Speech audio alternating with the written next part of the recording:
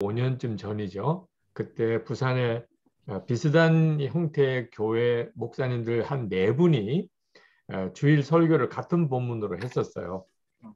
그리고 목요일에 모여서 이제 설교 준비했던 것들을 서로 발표하는 시간을 가졌는데 굉장히 도움이 됐습니다. 그러니까 다른 목사님의 관점에서 설교를 한 거를 들어보니까 아, 내가 성경을 조금 왜곡되게 본다는 거, 또 너무 치우쳐 본다는 거 이런 것도 알게 되고요. 그래서 설교의 내용이 굉장히 풍성해지고 좋았어요. 그래서 그 목사님 주변에 비슷한 분들, 여건이신 분들 모이셔서 주일 설교를 같은 본문으로 함께 가시는 것도 굉장히 좋으실 거예요. 설교 준비가 든든하게 준비가 되면 토요일 정도쯤에 목회가 굉장히 풍성해집니다. 설교 준비가 이미 잘 되어 있기 때문에 주로 교인들하고 많이 만나는 시간이 주일이고 고전이 토요일이거든요. 근데 설교 준비에 매이다 보니까 토요일을 대부분 놓쳐요. 그러니까 토요일에 다른 준비들, 주일 예배를 위한 준비들도 할 수 있고, 그래서 그렇게 꼭 추천도 드립니다. 그래서 오늘 제가 제 설교에 대한 소개를 설교에 대한 제 의견이죠. 시간 되는 대로 조금 나누고 그 다음에 목사님들의 질문이 혹 있으시면 제가 거기에 대해서 추가적으로 답을 드리는 형태로 진행을 네. 하겠습니다. 혹시 제가 강의 들어가기 전에 혹시 요 설교에 대해서 질문하시고 싶으신 게 사전에 이런 내용들에 대해서 좀 더 듣고 싶다 그런 게 있으시면 한번 제가 조금 듣고 싶네요. 그러니까 제 설교에 대해서 좀 궁금한 점 또는 혹시 특별히 이렇게 좀 특별하다고 느끼신 점이 혹 있으신지 들으신 분들 중에 항상 이런 질문이 나오면 홍성우 목사님이 제일 강하게 하실 말씀이 너무 많으시고 지식의 절제가 필요하듯이 1절만 해야 되는데 자꾸 요새 한 5절까지 해가지고 좀 자중하려고 하고 있습니다. 그래서 늘 질문이야 많지만은 뭐 저 혼자 등록금 내고 수업 든 것도 아닌데 제가 좀 더 홍 목사님 질문을 통해서 엄청 많이 또 저도 배워요. 도전도 많이 예예. 받고. 그럼 뭐 그런 의미에서 한 번만 좀 질문을 간단하게 드리겠습니다. 네, 저도 오늘도 이제 새벽에 네, 이제 목사님 쓰신 예수의 일기를 또 보고 또 설교를 다시 한번 들어봤거든요. 요한복음 2장을 네, 통해서. 네. 근데 정말 그 예수 동행 읽기의 관점에서 모든 예화나 성서 해석들이 굉장히 긴밀하게 유기체적으로 연결되어 있더라고요. 그래서 청년들에 대한 예화 인용뿐만 아니라 굉장히 목회적이면서도 신비주의적이지 않고 저는 굉장히 실제적으로. 근데 저는 이제 그게 예전에는 그냥 들었다면 이제 어떤 예수 동행이라고도 분명한 어떤 이런 신학적인 목회적인 관점을 가지고 설교를 들으니까 더 확 와닿아서 진짜 이렇게 속삭이듯이 들리더라고요. 그래서 제가 도전이 네. 됐는데 저는 이제 질문이 뭐냐면 목사님께서 지금 이제 완성도의 어떤 자기만의 어떤 브랜드화된 자기만의 설교가 나오셨는데 그 브랜드화 되기 전에 블렌딩 단계에서 그러니까 여러 명의 설교자들에게 영향을 받는 어떻게 보면 지금 저 같은 저도 사실은 제 설교 DNA가 이찬수 목사님의 어떤 그런 파토스와 그다음에 어떤 그 김기수 목사님의 어떤 굉장히 어떤 그런 이 시대를 바꾸자 하는 그런 사실 영향을 의도적으로 받고 있거든요. 근데 거기에 이제 유기성 목사님 어떤 이제 예수 동행 형식이 좀 더 들어온 건데 이런 블렌딩 단계의 때가 있었을 때 누구를 한 세 명 정도를 이제 영향을 받는다고 하셨을 때 누구에게 영향을 받으셨는지가 좀 궁금합니다. 네. 그런 질문들을 많이 하시는데요. 제가 설교에 대해서 영향을 어떤 한 분에게서부터 받았다고 하기는 좀 어려워요. 제 스스로가 굉장히 많은 분들에게서 설교에 영향을 받은 것 같아요. 오늘도 그 말씀을 잠깐 드리겠는데, 저는 어떤 형태, 이제 나름대로 이제 이분이 참 좋은 설교자다, 유명하다 그러시는 분들에게서 배워야 될 것들을 찾아요. 그분의 모든 걸 모델로 삼지는 않습니다. 그런 뜻에서 제가 거의 대부분 목사님들 부흥사시기도 하고 큰 교회 담임자이기시도 하고 또 굉장히 학자이기시도 하고 또 굉장히 철학적으로 설교하시는 분들 거의 모든 분들에게서 한 가지 관점이에요. 어떻게 회중들에게 들리는 설교를 할 수 있을까? 그러니까 저분의 설교를 들어보니까 저렇게 하는 게 확 마음에 와 닿네. 그래서 이제 그런 형태를 배우려고 애를 썼죠. 어쩔 수 없이 영향을 받은 분으로 따지면 제가 광림교회 김선도 목사님 담임하실 때 부목으로 있었거든요. 그러니까 그분 영향을 받을 수밖에 없었겠고, 또 제가 종교교회라고 거기에도 전도사 때 있었거든요. 나원영 목사님이 그때 어, 담임자셨어요. 그래서 나원영 목사님 그분의 설교에 영향을 어쩔 수 없이 받았죠. 근데 사실 알고 보면 저 스스로가 그냥 찾아서 굉장히 많은 분들의 설교를 제가 도움도 받았어요. 제가 코스타 가면서 이제 홍정길 목사님, 이동훈 목사님, 뭐 또 김동훈 목사님 가까이에서 뭐 그런 분들의 영향도 굉장히 많이 받았어요. 뭐 지금은 조금 논란이 이제 생겼지만 전병욱 목사님 이런 분들이 굉장히 청년들에게 뭐 어필했었죠. 이제 이런 분들은 왜 설교자로서 회중들의 그런 뜨거운 반응을 가져올까? 그래서 이제 계속 그분들을 보면서 제가 꼭 배워야 할 것들을 얻으려고 애를 썼죠. 네. 그러니까 어떤 설교 스타일에 대해서는 그렇습니다. 뭐 다른 특별한 질문 없으면 바로 강의를 들어가고 질문할까요? 네. 네네네. 네. 네. 네, 김갑호 목사님. 네, 목사님 이제 설교를 하다 보면 아무래도 그 예수 동행일기에 대한 언급들이 계속 나올 텐데요. 성도 중에서는 이제 그걸 계속 받아들이는 분도 있을 텐데 또 그것이 반복될 때 새로운 거 원하는 그런 피드백은 어떻게 처리를 하시는지. 네, 그런 피드백을 엄청 많이 받았어요. 뭐 좋은 뜻으로 뭐 이제 우스갯소리처럼 이야기하는 분도 계시고 실제로 좀 너무 힘들어 하시는 분도 계시고 왜냐하면 거의 같은 내용의 방향만 설교를 듣는다 그런 생각도 했던 것 같아요. 근데 저 개인적으로는 이렇게 설교를 이렇게 하고 교인들이 그것을 실제로 얼마나 살아내는지를 보면 그 다음 주도 그 이야기 해야 되고 그 다음 주도 그 이야기 해야 되고 왜냐하면 실제로 목사님 알겠어요 하지만 실제로 알겠어요가 그대로 사라지는 것을 보아야 이게 아는 거거든요. 근데 알겠어요만 하지 그대로 안 살아요. 그러니까 그 다음에도 그 이야기 하게 되고 그 다음에도 그 이야기 하게 되고 그렇게 되는 것 같아요. 그래서 사실 좀 교인들로부터 어느 정도쯤 지나서 목사님은 맨날 뭐 나 죽으라고만 하고 뭐 목사님은 맨 설교하면 예수님만 바라보라 그러고 그런다고 하면서 이제 선한 목사교회에서도 한 20년 목회를 한 거거든요. 그러니까 그 한 20년 그렇게 하고 나니까 비로소 우리 교인들 안에 주님을 바라보는 게 어떤 걸 말하는 건지 또 내가 예수님과 함께 죽었다는 게 뭘 말하는 건지 그게 이제 서서히 교인들 사이에 좀 자리 잡는 것 같아요. 그래서 제가 나도 다른 설교도 할 수 있어. 나도 레파토리가 많아. 이런 형편으로 제 설교자로서의 어떤 사람들로부터 평가를 받기를 포기해 버렸어요. 주님이 저를 도구 삼아서 유기성 목사 그러면 주님 바라보라. 그거 하나만 다 감당하고 주님 앞에 가면 저는 제 할 일을 끝난 거죠. 그러니까 하나님은 다양한 설교자를 통해 가지고 성도들을 계속 하나님이 어떤 분이신지를 드러내시는데 그 중에 저에게 있어서는 예수님을 바라보게 하는 일이 가장 중요한 거다. 이제 그런 초점으로 제 할 일을 다 한 거죠. 그래서 어느 점 가서도 나도 이제 조금 방향을 바꿔볼까 그러다가 여전히 부족한 점이 많은데 그리고 이제 어느 순간에 가서는 그게 이제 저 자신의 문제가 됐어요. 제가 주님 바라보며 사는 것이 되면 그게 충분한 거지 뭐. 그래서 그러니까 뭐 유명한 설교자 또 아주 좋은 평가받는 설교자 뭐 설교학적으로 뭐 이렇게 교과서가 될 만한 설교자 그게 뭐 중요한가. 그래서 그 다음에는 이제 그런 균형 잡히고 뭐 이런 거 다 내려놓아 버렸고요.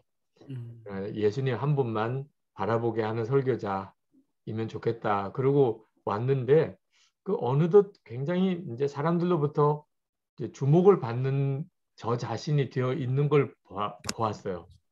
그런 의도가 아니었는데도 그래서 그건 아마 뒤에 아마 평가가 되겠죠.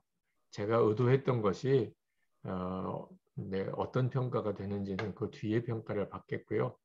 또 오늘도 저도 우리 목사님들에게 제 설교에 대한 소개를 해드리면서 목사님들의 의견 보는 관점들도 좀 듣고 싶은 생각도 듭니다. 이제 제 담임 목사로서의 사역은 이제 1년 남았어요. 1년.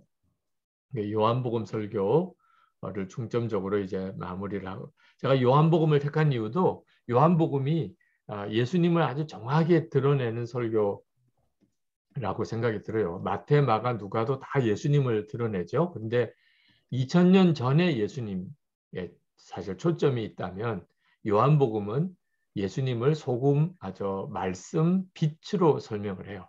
예수님의 탄생 이야기를 마태, 마가, 누가는 그 어린 아기로부터 태어난 것을 이야기합니다. 그러니까 진짜 완전한 사람으로서의 예수님을 말하는. 그러다 보니까 2000년 전에 예수님에 대한 이미지가 강하죠.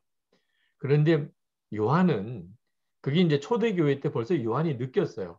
예수님이 실제로 만나지지 않는 분인 형편이기 때문에 너무 교회가 쉽게 종교화되어 가는. 예수님은 지금도 우리와 함께 계신데 그 육신으로 계시던 예수님만 자꾸 생각하니까. 그래서 요한은 시작부터 예수님을 말씀이었고 빛이었다고. 그러니까 말씀과 빛은 지금 우리도 그대로 경험하는 거죠. 그러니까 그 점이 저에게 있어서는 요한복음을 붙잡게 한 겁니다. 요한복음과 요한서신을.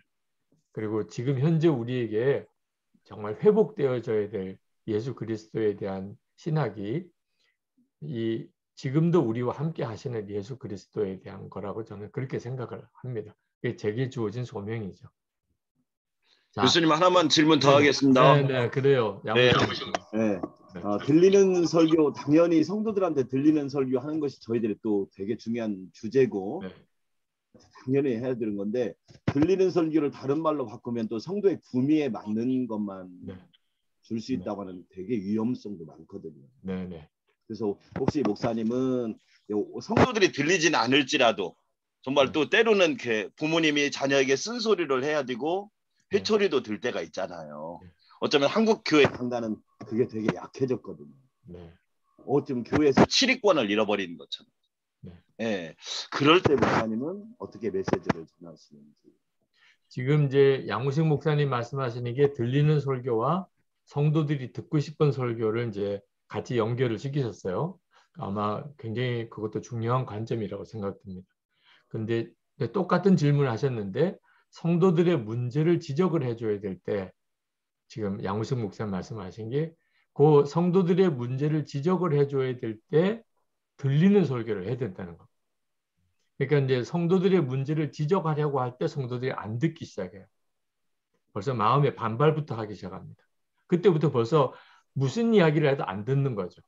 그러니까 뭐 들었다고 표현하면은 들은 건데 벌써 마음에는 반발이 가요. 그러니까 설교가 일방 설교가 아니고 대화식이라면 벌써 질문도 나왔고 뭐 항의도 나왔고 그랬을 상황이죠. 근데 설교는 그냥 일방적으로 들어야 되니까 그러다가 그냥 저 목사님 설교는 안 들을래 이렇게 나가버리는 거예요. 이건 안 들리는 설교가 되어버린 겁니다. 그러니까 성도들의 문제를 지적을 해줘야 되는데 그걸 들리게 해야 된다는 겁니다. 그러니까 이게 참 어려운 문제가 되는 거예요. 그러니까 듣고 싶은 것만 들려주는 거는 어떤 뜻에서 보면 정확한 의미의 들리는 설교가 아니고 정말 하나님이 전하라고 한 말씀을 듣기 싫어하는 그 사람의 마음속에 들리게 어떻게 할 건가. 그게 이제 중요한 관점이었던 거예요. 이재임 목사님은요? 예, 뒤에 나오기는 나오는 것 같은데 이제 강해 설교와 강해 설교 아닌 것과 계속 제 고민이 너무 이분법적으로 나누는 것 같다. 설교하기나 뭐 설교 이런 세미나에 가보면. 근데 그 세주제 설교도 어떻게 보면 성경을 강해를 안 하는 게 아닌데 목사님도 뒤에 이제 강해 설교로 뭐 해야 된다 이렇게 하는데 저는 좀 강해 설교에 대한 제가 접한 경우가 별로 없어서 지금도 어쨌든 그냥 주제 설교 내지는 삼대지 설교를 하는데요.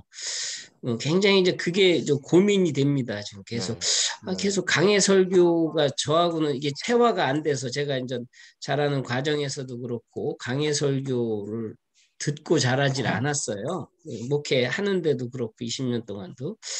근데 그걸 좀 어떻게 좀 절충할 수 있는 걸 좀 이렇게 바라고 세미나나 이런 걸 이렇게 들으면 전혀 그렇게 그게 안 되는 것 같아요. 그래서 좀 목사님 설교에서도 그런 부분을 좀 이렇게 들었으면 하는 생각이 있고요.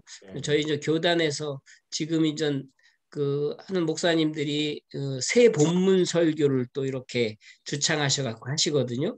저는 네. 그 부분도 좀 접해봤기 때문에 그 네. 부분도 좀 적용을 해서 하는데 계속 이건 강해 설교가 아니다 뭐 이런 식으로 하니까 그래서 제가 접근을 하면서도 어떻게 강해 설교로 제가 이제 목사님 설교를 따라가려면 또 접근을 해야 되는지도 좀 의문이 좀 들고요. 그래서 그런 부분을 좀 인지해 주셔서 좀 설명을 해 주시면 좀 감사하겠습니다. 강해 설교에 대한 설명을 드릴 때 네네네. 제 의견을, 제 경험을 좀 말씀을 그때 드리겠습니다. 그러면 자, 저는 그 선포용 설교자가 아닙니다. 그래 보통 이제 정말 설교자로서 우리가 이렇게 뭔가 이렇게 참 기대하게 되는 멋있어 보이는 설교자, 강단에서 성도들에게 굉장히 강하게 메시지를 선포하고 성도들이 거기에 그 카리스마에 확 이제 반응하고 눌리는 그런 형편의 설교자가 아니에요. 그런 뜻에서 보면 많은 분들이 제가 하는 설교 스타일에 대해서 좀 약하다 그런 느낌도 가지시는 것 같아요. 근데 그 이유는 제가 목사로 아들로서 자라면서 그 선포용 설교자에게서부터 별로 은혜를 못 받았어요. 저는 질문이 많았어요. 그러니까 설교자가 강단에서 막 선포하면 제 마음속으로는 아닌 것도 있던데 뭐 정말 그렇게 사는 사람이 있나 뭐 이런 질문들이 어릴 때부터 너무 많았어요. 그러니까 저는 선포용 설교에서 제 스스로가 은혜를 못 받았고 설교자가 설교하면 계속 비판적인 질문이 계속 제 마음속에서 나오는 거예요. 그러니까 이제 아까 양우식 목사님 말씀하신 것처럼 제게는 그 설교가 안 들려오는 거죠. 은혜로. 그러니까 저 스스로가 설교하러 강단에 서면 성도들 중에 그런 질문을 하는 사람들이 많을 거라는 생각이 드는 거예요. 그래서 그런 질문에 대답을 하는 형태처럼 설교를 이제 하게 됐어요. 그러다 보니까 제 설교가 좀 설명형 비슷한 설교가 됐어요. 네, 많은 목사님들이 그런 말씀을 하세요. 설교는 선포하는 것으로 끝난다. 하나님이 말씀하셨다. 선포한 것으로 설교는 끝났고 어떻게 받을 건가 하는 건 회중의 책임이지 설교자가 회중들이 어떻게 받아들일 것까지 생각하는 그것은 설교자로서의 어떤 본문이나 또는 어떤 능력의 바깥의 일이다. 이렇게 주장하는 분도 계시고 저는 그 점도 충분히 일리가 있다고 생각이 들어요. 그렇지만 정말 설교자는 회중이 듣든지 안 듣든지 선포만 하는 것으로 끝일까? 그 아인슈타인이 그런 이야기를 했습니다. 그 옆집 할머니가 알아듣게 상대성 이론을 설명하지 못한다면 그 사람은 상대성 이론을 알고 있는 게 아니다. 그 과학자가 그런 이야기를 했을 정도. 그 옆집 할머니가 상대성 이론이 뭔지를 알아듣도록 설명을 못하면 그 사람 자신이 상대성 이론을 알고 있는 게 아니다. 자, 상대성 이론 같은 경우는 굉장히 전문적인 과학적인 지식이에요. 근데 그 공부를 안 한 옆집 할머니에게 그걸 어떻게 설명합니까? 그래서 예를 들어서 이렇게 예를 들었어요. 그 애인과 1시간 지내는 것과 뜨거운 난로 위에 1분을 있는 것이 시간적으로 전혀 다른 느낌이라는. 그러니까 난로 위에 1분이 있는 게 더 길게 느껴진다는 거죠. 뭐 이제 이런 설명을 그게 바로 상대성 이론이다. 이제 이런 설명을 했다는 거예요. 저는 하나님의 나라의 진리를 성도들에게 또는 사람들에게 전해주는 설교자도 듣는 사람이 알아들을 수 있게 말을 해주는 일을 위해서 생각하고 그 일을 준비하는 것은 굉장히 중요하다는. 그러니까 회중들이 전혀 알아듣지 못하거나 듣지를 않는 상태에서 나는 선포만 했으니까 나는 내 책임은 다 했어. 그게 과연 맞을까? 그러니까 어릴 때 이제 교회에서 자라면서 굉장히 많은 목사님들 설교를 들으면서 그런 마음이 들었습니다. 특히 제가 군목으로 있을 때 이제 군목 훈련 받을 때예요. 그러니까 뭐 수요일 저녁 예배가 제일 힘들었어요. 왜냐하면 하루 종일 훈련 받고 그리고 이제 저녁에 교회 가서 이제 수요 기도에 참석하는 겁니다. 주로 이제 보통은 집에 가서 저 내무방 가서 이제 씻고 식사하고 그래야 되는데 그러니까 우리 군목 일과에도 수요 예배는 없어요. 훈련 시간에는. 근데 이제 워낙 목사님들이 강하게 이제 우리 예배 안 드리면 죽는다. 평소에도 목사님들이 그렇게 예배를 좋아하지는 않았던 것 같은데 못 드릴 상황이 딱 되니까 막 거의 목숨을 거는 거예요. 우리는 목사인데 수요 예배에 빠지면 안 된다. 그래서 이제 할 수 없이 타협을 했습니다. 그러면 내무반에 들어와서 씻고 식사하는 거 그거 빨리 하고 그 다음에 예배 드린다. 그리고 그 타협을 했어요. 그래서 수요일 날 우리가 그러니까 수요일이 엄청 바쁜 겁니다. 일과 끝나고 내무반에 와서 내려놓고 정신없이 그냥 준비하고 식사 막 급하게 먹고 그 다음에 교회 가면 딱 졸리게 돼 있어요. 하루 종일 힘들었죠. 밥 먹었죠. 이제 교회 가서 이제 찬송 부를 때부터 졸기 시작하는. 근데 그때 훈련소 목사님이 왜 그렇게 지루하게 설교하는지. 그러니까 그런 상황 속에서 그 군목 후보생들만 한 40명 모인 자리가 완전히 그냥 초토화가 되는 겁니다.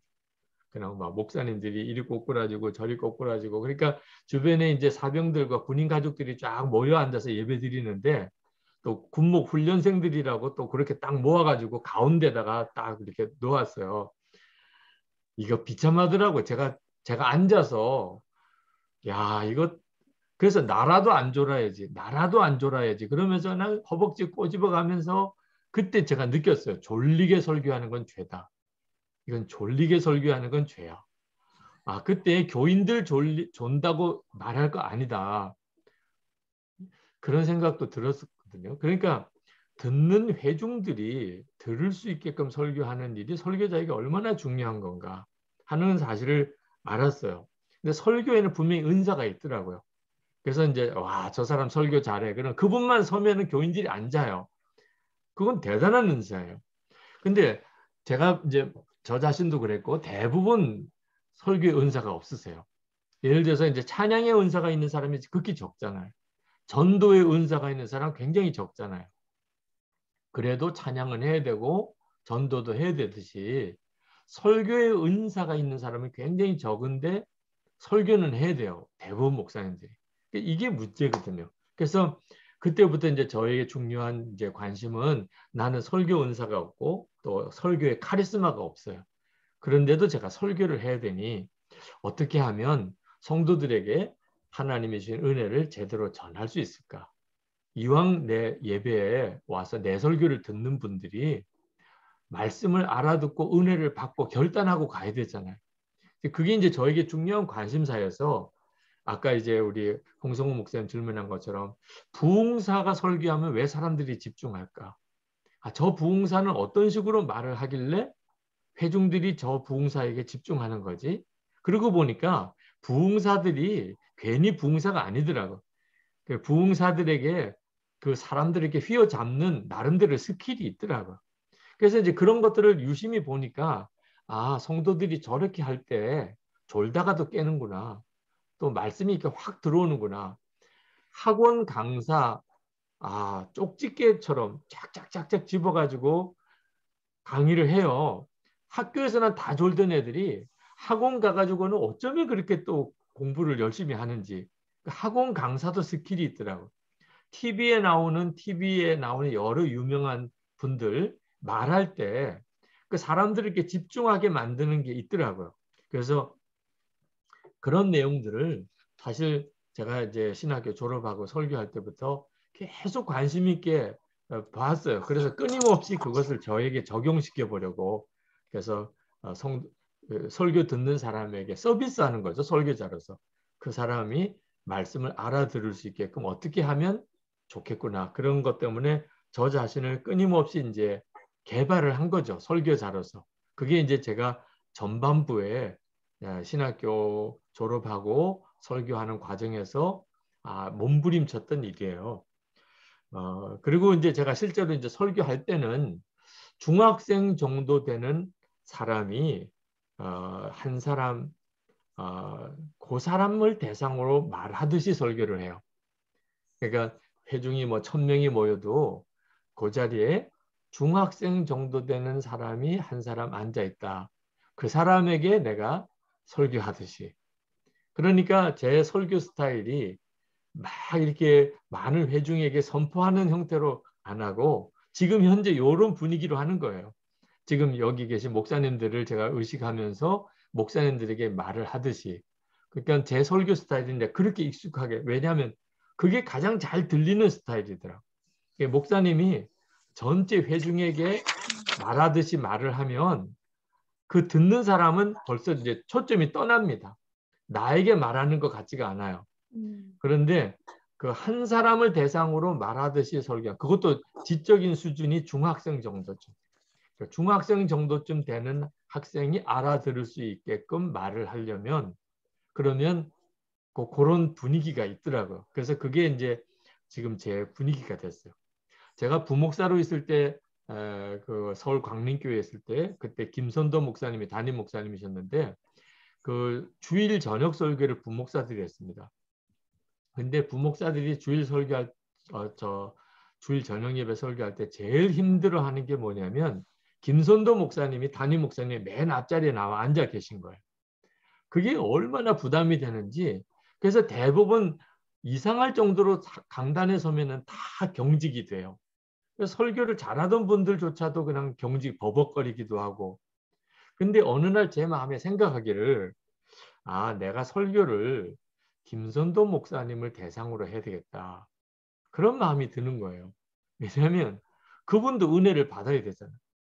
그래서 맨 설교만 하고 다니시는데 그 은혜 받는 시간은 부목사 설교 들을 때 은혜 받는 거거든요. 근데 부목사들이 부담스럽게만 생각하면 그분은 은혜 못 받잖아요. 그래서 이제 그다음부터는 다른 사람 다 생각 안 하고 김선도 목사님 그분에게 은혜를 끼칠 말씀을 주님 제가 전하게 해주세요.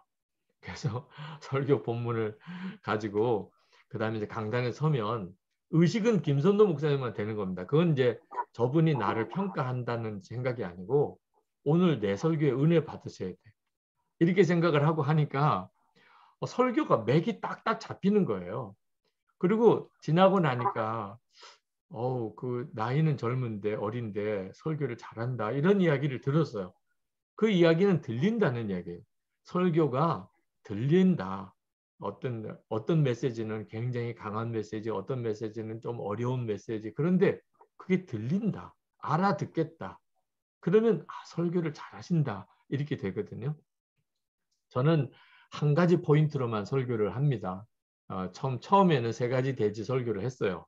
이재민 목사님 말씀한 것처럼 3가지 설교 준비하기는 좋아요. 3가지 대지로 나누면 그냥 그것만 이제 그걸 말씀을 쪼갠다고 그러죠. 그 본문을 가지고 그렇게 한 3가지로 이렇게 딱 쪼개 놓으면 거기에 맞게끔 내용을 이렇게 담으면 그냥 그릇을 만들어서 그대로 담아내면 되잖아요. 근데 제가 들어보니까 다른 목사님의 설교를 들어보니까 3가지 대지로 이야기를 했는데 설교 끝나고 난 다음에 기억이 안 나요. 3가지가 기억이 안 나요. 그러니까 그냥 아무 생각 없이 이렇게 들으면 그냥 한 가지만 기억이 나면 다행이에요. 오늘 목사님이 이 말씀을 사랑하라고 하셨네. 오늘 목사님이 가난한 자를 도우라고 하셨네. 오늘 목사님이 정결하게 살라고 하셨네. 이렇게 딱 정리가 되면 설교가 잘한 거거든요. 근데 아무 생각이 안 나는 거예요. 오늘 목사님 무슨 설교 하실지. 설교 제목도 생각 안 나고 본문도 생각 안 나고 내용도 들을 때는 알아듣겠어요. 들을 때는 3가지가 요렇게. 근데 딱 끝나고 난 다음에 하나도 기억이 안 나요. 3가지도 기억나기가 어렵구나. 그래서 그때부터 그러면 요 3가지 중에서 진짜 중요한 게 뭐지? 그러면 한 가지. 그거 하나만 시작부터 끝까지 쭉 이야기하고 끝내면 그러면 그건 잘한 거다. 그래서 3가지 포기하고 한 가지만 붙잡자. 한 가지만이라도 기억나도록 하자. 그래서 이제 설교가 한 가지 대지로 간 거예요. 시작부터 그 내용, 마지막도 그 내용. 그래야 성도들이 알아듣겠다. 저는 그런 형태의 설교를요. 그냥 설교 때만 한 게 아니고 20년을 해왔다니까. 선한 목자교회 다니고. 그러니까 많은 교인들이 유기성 목사, 아이고 예수님과 동행하라는 거지. 뭐 이렇게 되잖아요. 근데 어느 목사님 설교를 목사님들 한번 생각해 보세요. 지금 목사님이 생각나시는 여러 그 목사님 메시지가 뭐지? 딱 안 잡혀요. 그 목사님 설교를 그동안에 뭐 30년도 하고 40년도 했어요. 근데 자, 여기 계신 목사님들 중에 어느 목사님? 자, 이 목사님은 그 목사님 하면 생각나는 메시지가 뭐지? 여러 가지 많은 주제를 다 다루다고 하다 보니까 한 가지도 못 잡은 거가 되는 경우가 생길 수 있다는 거죠. 그래서 저는 가장 중요한 메시지를 그것만 일관되게 전하는 그런 방법을 택했어요. 제가 우리 목사님들하고 설교 크리틱을 할 때 그렇게 제안을 해요. 설교 원고를 쭉 가져오셨는데 그럼 이제 강단에 쓰셨어요. 그러면 시작할 때 목사님 설교 원고를 덮으세요. 그럼 엄청 당황하세요. 설교 원고를 덮으래. 그리고 이제 설교하세요. 그때 막 목사님들이 다들 이게 머리에 쥐가 나는 것 같은 생각인가 봐. 아니, 설교 원고를 보고 해야 되는데 그걸 덮으래니까. 그러니까 이제 처음에 뭐 버벅거리죠. 제일 먼저 떠오르는 메시지가 바로 그날 해야 될 메시지. 설교 원고 덮었어요. 전도사님 무슨 생각나요? 뭐 한참 있다가 사랑하라는 것. 결국 그 내용이 결론이었거든요. 사랑하라. 그 다음에 무슨 생각나요? 솔직히 아무 생각이 안 납니다. 그러면 내려오세요. 최고 설교를 한 거예요. 최고 설교를 한 거예요. 왜? 교인들 다 기억해요. 전도사님 사랑하라고 했습니다. 나머지는 기억이 안 납니다. 아멘. 기도하겠습니다. 돌아가면 내내 집에 가서도 그냥 오늘 전도사님이 사랑하라고 했습니다. 나머지는 기억도 안 납니다. 최고의 설교를 한 거예요. 다 기억하죠.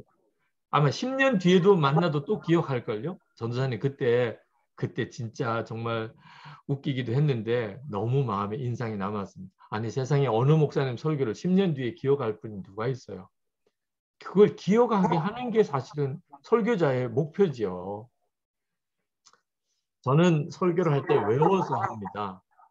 근데 많은 분들이 조금 오해를 해요. 제가 설교를 외워서 하는 거예요. 예를 들어서 지금처럼 이렇게 원고를 안 보고 이야기를 하는 스타일이 이제 그냥 설교할 때도 저는 이제 이런 스타일로 설교를 합니다. 그 이유는요. 제가 군목으로 병사들에게 설교할 때 대부분 졸아요. 근데 그들도 심정을 이해해요. 제가 훈련소에서 경험을 해봤기 때문에. 교회에 오면 졸리게 돼 있어요. 근데 목사로서는 조는 사람을 대상으로 설교하는 건 이게 진짜 고통이잖아요. 그래서 하나님 앞에 진짜 기도를 많이 했어요. 하나님, 교회 와서 자고 가는 것도 좋은데 그래도 말씀은 듣고 가야 되지 않습니까? 그때 이제 마음에 병사들이 그래도 설교 시작할 때부터 조는 친구는 별로 없어요. 설교 시작할 때는 대부분 그래도 목사를 봐요. 오늘은 뭐 어떻게 하나 이렇게. 근데 하다가 보니까 고개가 이제 거꾸러지는 거예요. 근데 언제 거꾸러지냐면 제가 원고를 볼 때 거꾸러지더라고요. 제가 원고를 보는 순간에 자기들도 다 거꾸러져요. 그리고 그 다음부터는 안 일어나요. 그리고 맨 마지막 설교 끝날 때 다 일어나요. 그래서 내가 원고를 보지 말아야 되겠구나. 특히 군인 형제들에게 설교할 때는. 그래서 눈을 이렇게 다 볼 때 그때부터 이제 눈을 이렇게 보면서 그랬죠. 뭐 어땠죠? 이렇게 하면서 이제 설교를 끝까지 가야 되는 거예요. 그러니까 토요일이면 설교 준비했던 것들을 그 관사 뒤에 가서 계속 거기서 그 설교를 처음 시작은 이렇게 해야 되고 마무리는 이렇게 해야 되고 그 내용을 계속 이렇게 외워서 했어요.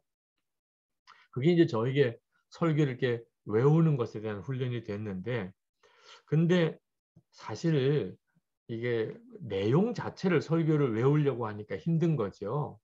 제 마음에서부터 나오는 메시지가 되는 경우는 전혀 어렵지 않습니다. 우리 목사님들도 교통사고가 났는데 또 뭐 우리 우동진 목사님 같은 경우에 뭐 코로나 감염자가 가족 중에 생겨서 뭐 그것 때문에 뭐 격리도 하고 이런 내용을 이야기하는 게 뭐 원고가 필요해요. 그런 내용은요, 내 속에서부터 나오는 거예요. 그러니까 말씀이 그렇게 되면 되는 거예요, 그러면. 근데 문제는 시간적인 제한 때문에 원고를 만드는 겁니다. 그렇지 않고 이야기하면 한정없이 길어지니까. 그러니까 시간적으로 30분 설교해야 된다. 그러면 내 마음속에 어떤 증언이 있는데 이걸 30분 내로 담아내야 되니까 할 수 없이 원고 작업을 해야 되는 겁니다. 그래서 뭐 이런 식으로 하는 표현들 다 빼고 그냥 진짜 중요한 내용만 다듬어 가지고 또 성경 인용도 해줘야 되고 또 성경적으로 풀어줘야 될 부분도 있고 이러다 보니까 이제 원고 작업을 하는 거죠. 그렇게 원고 작업을 한 거는요, 굳이 보고할 필요도 별로 없어요. 흐름만 딱딱 짚어가는 형태의 도움만 주는 거죠. 제가 설교를 하면서 가장 중요하게 느껴지는 게 제 안에 이제 영적인 뼈대가 이렇게 형성되는 겁니다. 이거 굉장히 중요해요. 그렇지 않으면 설교가 사실 같은 본문을 가지고 이렇게 설교를 해도 영적인 뼈대가 있는 사람과 영적인 뼈대가 없는 사람은 달라요. 그러니까 설교가 산만하게 느껴지는 설교는 영적인 뼈대가 없는 겁니다. 자, 영적인 뼈대를 한마디로 이야기하라 그러면 이제 복음이 무엇인가라고 설명하는 거예요. 저희 교회 이제 부목사 인터뷰할 때 꼭 묻는 질문 중에 하나가 목사님은 복음이 무엇이라고 생각하십니까? 그런 질문이에요. 그러면 뭐 대답이 천차만별입니다. 근데 영적인 뼈대가 분명한 사람은 성경적이고 신학적이고 그리고 알아들을 수 있도록 딱 정리된 표현이 나와요. 근데 신학적인 뼈대가 없는 분은요, 어떤 한쪽만 건드려요. 이걸 뭐 신학자들 앞에서 또는 목사님들 앞에서 이야기하면 다들 한숨 쉴 정도의 이야기밖에 못하는 분들도 많아요. 그래서 이제 저 자신이 나는 내 안에 성경을 관통하는 그리고 복음이 무엇인가에 대해서 정확하게 내가 정리할 수 있는 뼈대가 있나. 그래서 그걸 준비하는 일을 제가 이제 처음 설교를 시작하면서부터 했어요. 그 결과가 사실 예수님의 사람입니다. 도대체 복음이 뭔가, 또 나는 죽고 예수로 사는 거는 도대체 이걸 뭐라고 설명을 해야 되는가? 성령 충만은 뭔가? 도대체 사랑하라는 건 뭔가? 믿음은 뭘 말하는가? 영적 전쟁이라는 건 뭐냐? 뭐 이런 식의 이제 주제들을 기도에 대한 거, 뭐 이런 내용들을 여러 많은 책들을 이제 보면서 가장 중요한 뼈대를 정리합니다. 그리고 이제 정리해 놓으면 그 다음에 여러 많은 책을 읽을 때마다 내가 정리한 그 영적인 뼈대에 보강이 일어나요. 내가 이 부분은 소홀히 했었구나. 이제 제일 처음에 예수님의 사람이라는 그 제자훈련 교재에 제일 처음 만들어진 교재가 기도입니다. 기도 단원이에요. 왜냐하면 제가 군목 훈련 받다가 장애인 될 그런 처지가 되고 수술을 받고 한동안 이제 목발 짚고 다녔거든요. 그러니까 이제 어느 교회도 저를 청빙을 해주는 데가 없는 겁니다. 사실 목발 짚고 다니는 목사를 군 문제도 해결이 안 됐고 그런 사람을 부목사로 맞을 교회가 어디 있어요. 찾고 다니다가 이거 내가 하나님을 진짜 믿는 태도가 아니다. 그래서 기도해야 되겠다. 그리고 이제 3개월 동안 하나님이 응답을 주실 때까지 기도만 했던 기간이 있었어요. 그러니까 3개월을 하겠다고 한 게 아니고 기도하다가 3개월 만에 응답을 받은 거죠. 근데 그 3개월 동안이 굉장히 저에게 중요한 기간이었어요. 저는 기도만 하고 하나님께 맡긴다는 게 그렇게 어려운 건 줄 몰랐어요. 기도를 안 해봤기 때문에. 근데 그날 3개월 기도하기로 결단하고 그리고 이제 아버님 서재 저 아버님 집에 얹혀 살았으니까 아버님 서재 아버님 출근하시고 서재에 가서 기도를 시작을 했는데 5분 동안에 기도 다 끝났어요. 뭐 임집 인도해 달라, 뭐 우리 가족들 건강하게 해달라, 그리고 뭐 제가 기도할 제목들 다 하니까 저는요 그 정도 기도하면 1시간은 기도할 줄 알았는데 보니까 5분 안에 다 끝났어요. 기도 제목만 쭉 나열한 거죠. 자, 그 다음에는 어떻게 해야 돼요? 야, 하루 종일 기도하는 게 이게 얼마나 어려운가를 알았어요. 그러니까 똑같은 기도를 한 3번 반복했어요. 그래도 한 20분도 안 돼요. 근데 이게 점심 먹을 때까지 기도해야 되는 거예요. 아침 밥 먹고 올라왔는데 점심 먹을 때까지 서재에서 기도만 하고 기다리는 게 이게 아찔한 거예요. 뭐 전화 소리만 들리면 문 앞에까지 갔다가 나 부르는 줄 알았어요. 아, 기도하니까 하나님이 이렇게 임지 딱 연락이 오는구나. 아니고 점심 때까지 이제 정말 버틴 거죠. 말도 안 되는 기도를 했어요. 그리고 점심 먹고 다시 서재로 올라가야 되는데 진짜 싫은 거예요. 서재로 올라가는 게. 저녁 먹을 때까지 또 서재 가서 기다려야 된다는 게. 근데 아내도 뭐 얼마나 힘들겠어요. 근데 남편 목사가 임지도 없고 그런데 이제 기도만 하겠다 그렇게 다 호기롭게 공포는 했는데 오전에 올라가서 기도하고 점심 먹을 때 내려왔다가 계속 신문만 보고 있으니까 아내가 영 마음이 힘든 것 같더라고요. 아내 눈치가 보여요. 밥 먹고 난 다음에 나는 신문도 좀 보고 조금 쉬었다가 올라갔으면 좋겠는데 그래서 그냥 내려놓고 다시 서재로 올라갔죠. 이제 진짜 저녁 먹을 때까지 기도를 어떻게 해야 되나. 기도는 벌써 다 했고 이거 그냥 어떻게 해야 되나. 그때 깨달은 게 성경 봐야 되겠다.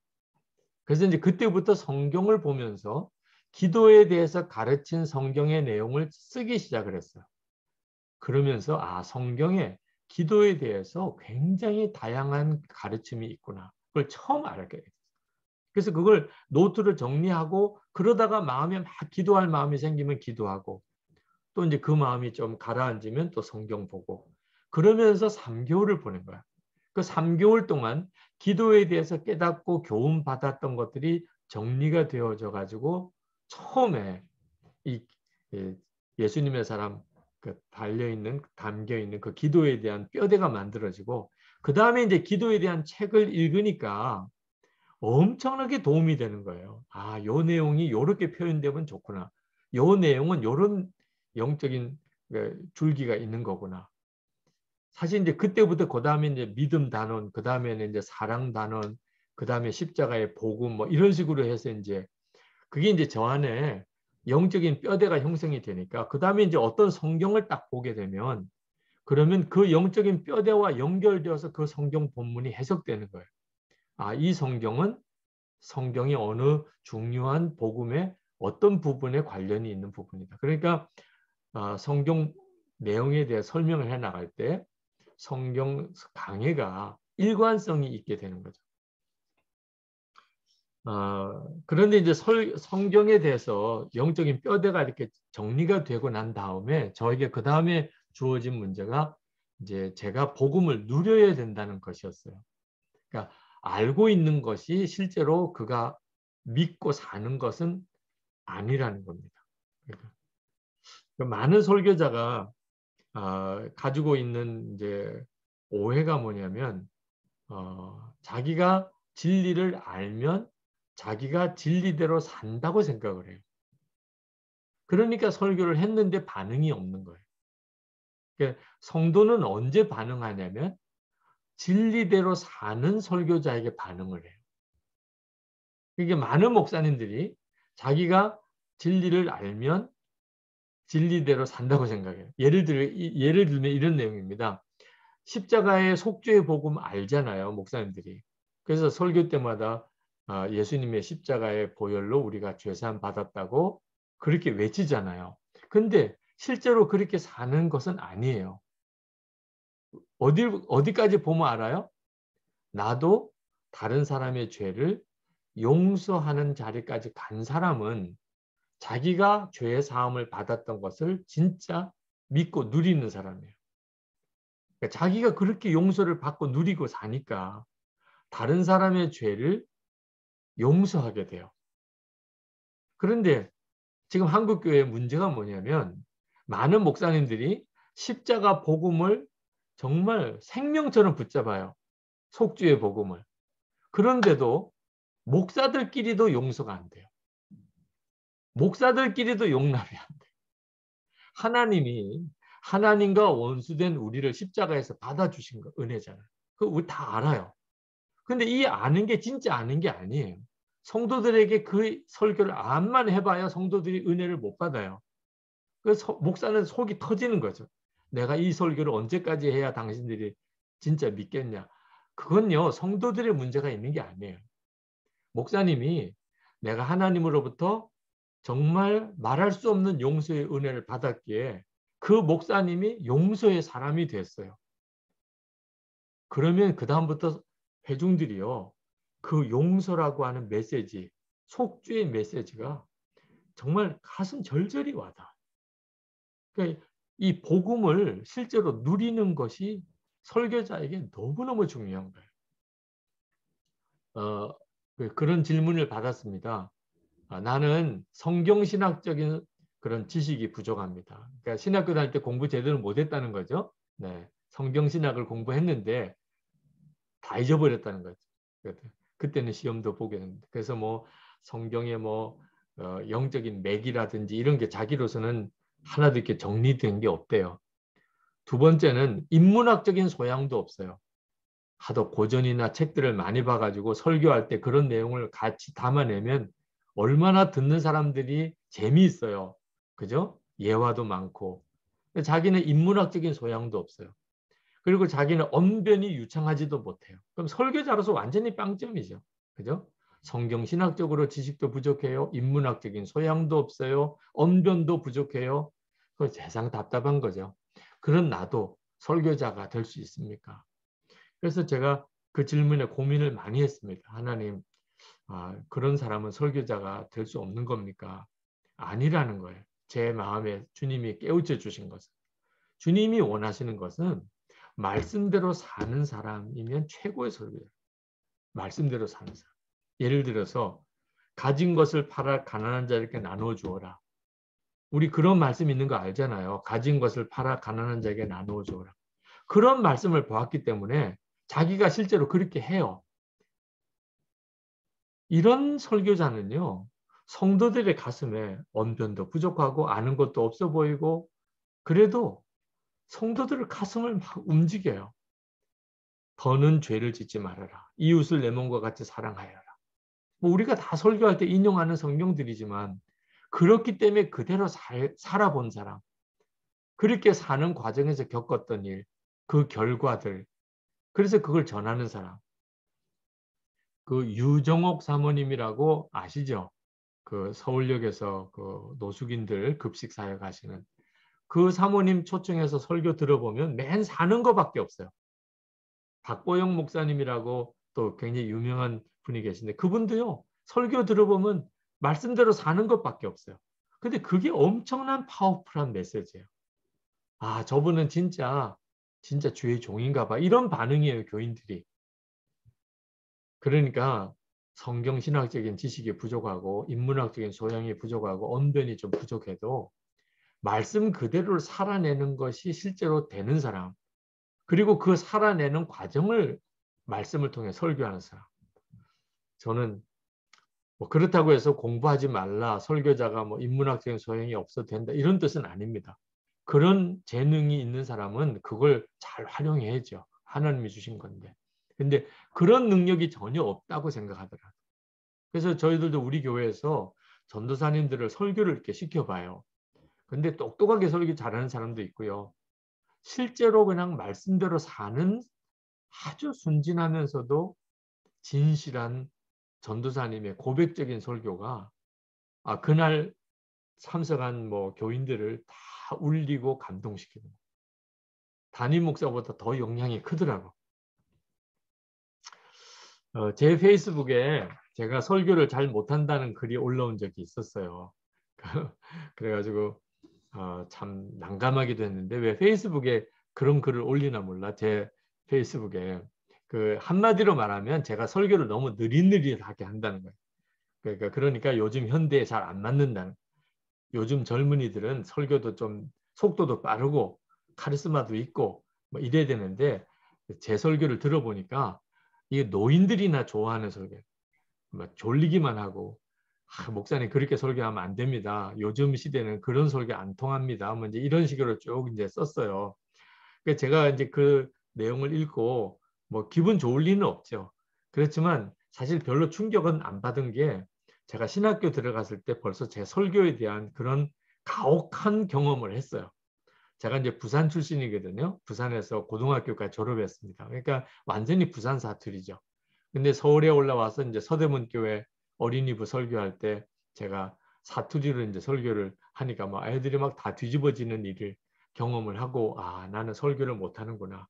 그래서 이제 그날부터 이제 밤마다 음악 프로그램 들어가면서 이제 이 사투리 억양을 고치는 일을 신학교 1학년 때 했습니다. 고쳤어요. 근데 이제 완벽하게 못 고쳐가지고 저를 충청도 사람이라고 하는 사람도 있습니다. 말이 느려진 거죠. 그러니까 제가 표현을 하려고 그러면 억양이나 이런 것들을 이제 한번 생각을 하고 하는 게 이렇게 습관이 되다 보니까 말이 이렇게 빠르게 말을 하면 이제 경상도 억양이 막 나오기 시작하죠. 그러니까 이제 그게 이제 저에게 있어서는 참 마음 아픈 일이긴 한데, 그래서 이제 설교 열등감이 굉장히 강하게 있었습니다. 내가 설교하면 사람들이 비웃는다, 뭐 이런 이제 느낌이 있었고, 그리고 이제 제가 성격적으로 굉장히 내성적인 사람이기 때문에 사람들 앞에 말하는 걸 즐기지도 못하고, 그리고 또 뭐 그런 어떤 지식적으로 제가 탁월하게 많은 사람들에게 전할 수 있는 내용이 뭐 있다고 생각도 안 들고, 또 하나님이 저에게는 학교도 계속 공부하는 것에 대해서 하나님이 어느 순간에 딱 그냥 너 학위도 바치라 이래가지고나, 저는 이제 사실 신학 석사도 없어요. 그래서 여러분들에게 제가 사실 강의를 할 만한 자격이 사실 제가 없습니다. 저는 감리교 신학 대학교 졸업밖에 없어요. 제 학력은. 물론 대학원 공부를 하다가 중간에 이제 그냥 포기했어요. 하나님이 석사학위를 바치라 그런 마음을 주셔서 포기를 했는데, 이제 여러 가지로 제가 설교자로서는 이제 마음이 걸리는 게 많습니다. 근데 그게 해결된 게 고린도전서 1장 27절부터 29절에 나오는 하나님이 약한 자를 택하여 강한 자 부끄럽게 하려, 미련한 자를 택하여 지혜로운 자 부끄럽게 하려 하시고, 천한 거 없는 거 멸시받는 것 하나님께서 일부러 택하신다. 이 말씀이 엄청 충격으로 와닿았지만 믿어지지는 않았어요. 3일 동안 큐티를 못하고 넘기지 못하고, 그것 때문에 이게 안 믿어지는 걸 어떻게 해요? 하나님이 이왕이면 실력 있고 말 잘하고 능력 있는 사람을 통해서 더 크게 역사할 수 있지 않겠나? 왜 미련하고 없는 것 천한 것을 쓰시나? 근데 그때 제 마음에 이거는 이해가 안 되는 말씀이지만 믿을 거냐 안 믿을 거냐는 문제만 나에게 원하는 거다. 그래서 이제 하나님 앞에 고백했습니다. 하나님 믿겠습니다. 그리고 뭐 얼마나 울었는지 몰라요. 그 성경책을 가슴에 이렇게 끌어안고 믿겠습니다. 그러고는 진짜 바닥에 꼬꾸라져 가지고 그렇게 울었어요. 그때 제가 성경 말씀을 진짜 믿는 게 이렇게 어려운 거구나. 그러니까 우리가 많은 내용을 알고 있지만요, 사실은 대부분 알고 있는 게 아닙니다. 진짜 아는 것은 그대로 사는 거거든요. 근데 성경에 있는 많은 내용을 많은 목사님들도 실제로는 안 믿어요. 실제로 그 말씀대로 살아보지를 않았어요. 하나님이 약한 자를 택하여 쓰신다는 거 하나를 믿는 게 그렇게 어렵더라고요. 근데 그때 참 놀라운 것은 제 안에 이 열등감이 없어졌어요. 뭐 나 부족해. 그래. 그래도 하나님이 쓰신다는데. 이게 딱 답인 거예요. 나 아는 것도 별로 없어. 나는 뭐 별로 공부한 학위도 없어. 나는 뭐 말도 버벅거려. 나는 뭐 우리 딸들도 지금도 나에게 뭐 조롱하는 게 아빠 다윗 아니야. 다윗이야. 계속 이 억양 때문에 하여튼 지금도 그런 조롱을 받아요. 설교하고 나는 다윗이라고 했다고 했는데 나중에 들어보니까 다윗 그러더라고요. 그러니까 경상도 사람의 억양이 자꾸 배어 나오는 거죠. 물론 뭐 그것 때문에 더 이상 뭐 열등감에 막 사로잡히진 않지만, 그러나 괜찮아. 나는 뭐 그래도 하나님이 나 쓰신다는데. 자, 그러고 나니까 설교자로 하나님이 저를 쓰시기 시작하더라고요. 그러니까 참 신기한 일이죠. 그러니까 하나님 저 약한 거 받아들이겠습니다. 그러고 난 다음에 비로소 하나님이 저를 사용하시는 거예요. 여기저기서 설교자로 사용하시는 거예요. 설교에 대한 스트레스가 사라졌어요. 참 이제부터는 하나님이 나에게 이제 말씀을 주실 거다 하는 것에 대한 믿음이 이제 제 안에 생겼거든요. 그러니까 이제 설교 문대로 살아보라고 제가 전도사님에게 권했어요. 설교 잘하고 싶다고 하는 전도사님에게. 전도사님 설교를 다 작성했으면 그 다음에 설교 문대로 한번 전도사님이 살아보시고 그 다음에 설교하세요. 그러면 제가 이 설교대로 살아봤는데 이제 이런 식의 표현들이 나오기 시작하면 회중들이 딱 반응이 다를 거예요. 뭐 천상 없는 설교를 잘 들어도 실제로 설교를 살아낸 설교자는 엄청 드뭅니다. 제가 이제 이 문제에 대해서 마음에 이제 고민하다가 하나님이 저에게 주신 답이 이제 믿음으로 설교하는 거예요. 저는 설교에 대한 은사가 없기 때문에 이제 그런 표현을 쓰면 어떤 분은 막 화내는 분도 계세요. 목사님이 그렇게 말하면 우리는 어떻게 하라고 그러냐. 근데 설교의 은사가 있는 사람하고 없는 사람의 차이는요. 설교 준비가 빨리 끝나는 사람은 은사가 있는 사람이에요. 왜? 너무 김동호 목사님은 제가 부럽더라고요. 그분이 한번 그런 이야기를 하더라고요. 이제 뭐 한 주간 동안 내내 이제 설교에 대해서 생각을 하다가 설교문은 언제 쓰냐? 주일 새벽에 쓰신대. 주일 새벽에 일어나서 이제 딱 키보드 딱 손 얹고 그 다음에 다다다닥 치고 나면 딱 끝난다는 거예요. 수정할 것도 없대요. 와, 그건 얼마나 좋아요. 저는 이제 설교를 월요일에 초고 만들어 가지고 토요일까지 계속 수정 작업을 거치거든요. 은사가 없는 사람은 그렇게 하는 거고 은사가 있는 사람은 그냥 한번 다다다닥 치면 싹 나오는 거. 이재철 목사님도 그렇게 하신다고 그러더라고요. 이재철 목사님도 이제 설교에 대한 여러 가지 자료들만 모아놓다가 쫙 펼쳐놓고 그 다음에 그냥 앉은 자리에서 쫙 쓰면 그냥 그게 다 설교가 되신다고 그러더라고요. 근데 저는 뭐 불가능한 일이에요. 근데 그러다 보니까 항상 토요일 12시까지 잠을 못 자는 겁니다. 항상 무언가 부족해 보여요. 제 설교 원고가. 그러니까 주일이 저에게는 엄청 힘든 날이에요. 잠도 제대로 못 잤지요. 설교 원고에 대한 확신도 없지요. 그러니까 설교하고 난 다음에 월요일은 그냥 지치는 거예요. 근데 그때 제가 깨달은 게 내가 설교하는 데 있어서 예수님을 안 믿는구나. 교인들에게는 예수님을 믿으라고 해놓고 가정생활, 직장생활 다 예수님을 믿으라고 해놓고 저 자신이 설교하는 데 있어서 예수님을 안 믿는구나. 그러니까 내가 설교하는 데서 예수님을 믿는다는 게 뭐냐면 예수님께서 말씀을 주실 거라. 그러니까 설교는 예수님으로부터 듣는 거라는. 그러니까 그게 근거가 되는 성경이 그 로마서 15장 18절입니다. 사도 바울이 그리스도께서 나로 말미암아 말씀하셨다. 자랑할 게 그거 하나밖에 없다. 그리스도께서 나로 말미암아 역사하신 것. 그게 말이나 또 행함이라. 그렇게 표현해요. 그러니까 사도 바울의 사역은 자기가 열심히 준비해서 설교한 사역이 아니고 그리스도께서 자기를 통해서 역사하신 것. 그래서 나도 그렇게 되어야 되지 않나. 예수님을 진짜 믿었다는. 그래서 그 다음부터 제가 주님이 말씀을 주실 걸 믿었어요. 믿었습니다. 그래서 큐티라든지 이제 설교 준비는 하지만 항상 이제 귀를 기울이는 거죠. 그리고 제 마음속에 설교를 잘할 것에 대한 염려, 근심을 버렸어요.